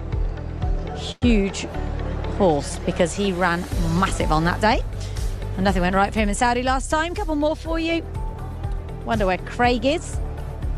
And Chain of Love, the mare trained in Japan. She ran a fine race in Saudi last time. Now the winner in Saudi, Dancing Prince, the Riyadh Dirt Sprint, this is Chain of Love, was third. I thought that was an amazing performance. I thought if he'd have come here, he'd be the winner of this. They said straight away he needs time between runs. We're going home to Japan. And that's what kind of inspired these Americans to come. Other than Dr. Scheibel, who was really kind of coming from last year, the other Americans weren't sure if they were going to come or not come. And as the race was coming together, it was like, let's take a chance. Why not? We kind of belong in here. We have the speed to compete in here. And America's been so strong in this race, winning 14 of them and 4 of the last 5. 5 of the last 6. Yeah, it's just starting to get darker here at Meydan. It's, as I said earlier, cooled down considerably. I'm a bit pathetic. I'm almost a little bit cold. Beautiful racing conditions now. And this is, one of the more open races on the card, I would say. And great that we've got Americans targeting this race for the first time. Mark Glatt, Safi Joseph, the trainer of Wonder Where Craig is, Brittany Russell, all here for the first time. Yeah, look, I think they've seen the success that Americans have had in this race, and there's nothing really on the calendar for American sprinters right now. You have races like the Breeders' Cup at the end of the year, but this is the perfect time of the year where you can take your sprinter and give them time to recover off of this race, because they will need some time following this race. Lovely horse, Al Tariq. He shouldn't be quite good enough, to be honest, to win this. He is a dual Group 3 winner over course and distance. Last time out, he was 4th behind Eastern World in the prep race for this, the Mahab al-Shimal, which wasn't all that strong. Over to you for Dr. Scheibel. Dr. Scheibel should have won the Breeders' Cup just to nose the feet. I mean, you watch that race over and over again, and he looks like he's going to win. This is his first trip, not only outside the United States, this is his first trip outside of California. I think he's a little thin. He breezed well enough on Monday, but I think he really, really needs to show more here. I wish he had just a little bit more power to him. Interesting, very interesting. Strain the Clock, lovely horse. He's 7 from 12 career. Has he got this in his locker? Well, he was beaten a neck in the Gulfstream Park Sprint in his last race. That's exactly what happened to Mind Your Biscuits in 2017. He's got the right form. He's not an easy horse to train. They're very, very happy with how his final preparations went over here, because he is a tough, strong horse. He got through the 2 miles. He got warm the first couple of days, then got a little bit better as time went on. Oh, Eastern World. I'd love him to win this Stratmed Bin Harmash. I don't think it will happen. Krypton Factor back in 2012 is the last horse to win the prep for this and this. 1 from 1 though, over course and distance, reinvented as a sprinter really last time out. They said he was just over racing in the longer races. They slapped a pair of blinkers on him, or visor actually, and he won very, very well. First ride on World Cup night for Ray Dawson. Good luck to them. Stall 13 has not made it easy, and Everfast, they'd rather have been in the World Cup, they'd rather have been in the Godolphin Mile. You don't have to run second in the 2019 Preakness Stakes at around a mile and 3/16 and say you're going to plan in the Golden Shaheen, but Doug Watson's right. If they go fast enough early, Everfast could be able to pick up some pieces late, and credit to them for wanting to run somewhere. They didn't get into the races they wanted, but they had a horse who was targeting this day, so give it a go. Fabulous owner, Frankie O'Connor, huge supporter of the Doug Watson yard in particular. This is good effort. If this was over 4 furlongs, he'd win. He is so fast. He led that field in Saudi. He ran a great race. Again, was it too great a race? You know, he's been bouncing back after 4 weeks, plus he's had to go back to Newmarket and come back. We've heard that he's fast before, and then he ran American horses last year, and he was nowhere near Zenden. I don't think he's anywhere near the American sprinters this year again either. I would agree with you. He's drawn in 12 as well. He's had 9 runs since last year here and in 3 different countries. This is Mangier. I love this in a way. He ran really well here on turf, and they thought, why not? We'll stick him on the dirt, and he ran a great second behind Eastern World, earning them a spot here. good luck to them, but it would be a surprise. He's caught the American eyes with the way that he trains every morning. His exercise rider, who you see there on the offside, is very, very high in the saddle every morning when he does his gallops. Maureen Henry on the left. She's actually Nicholas Corlery's partner who trains Batwan, who didn't get in, but she's been sort of helping out with Mangier the whole time. They're very helpful to each other, the French. Good luck to them, as I said, with this horse. This is Mabardell. Fascinating, really. He used to be William Haggis and Shadwell. Fauzi bought him.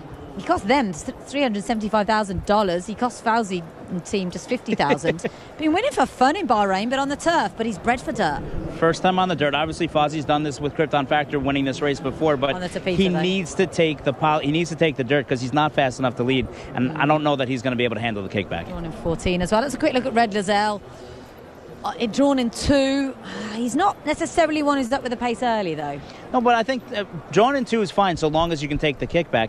And if he can, he'll be able to sit right behind the leaders, and he'll be the one closing fastest late. I just think he's going to have too much to do. You like this strong constitution, though? Look, he hasn't won since 2020, but Team Doug O'Neill has a time to just kind of show up at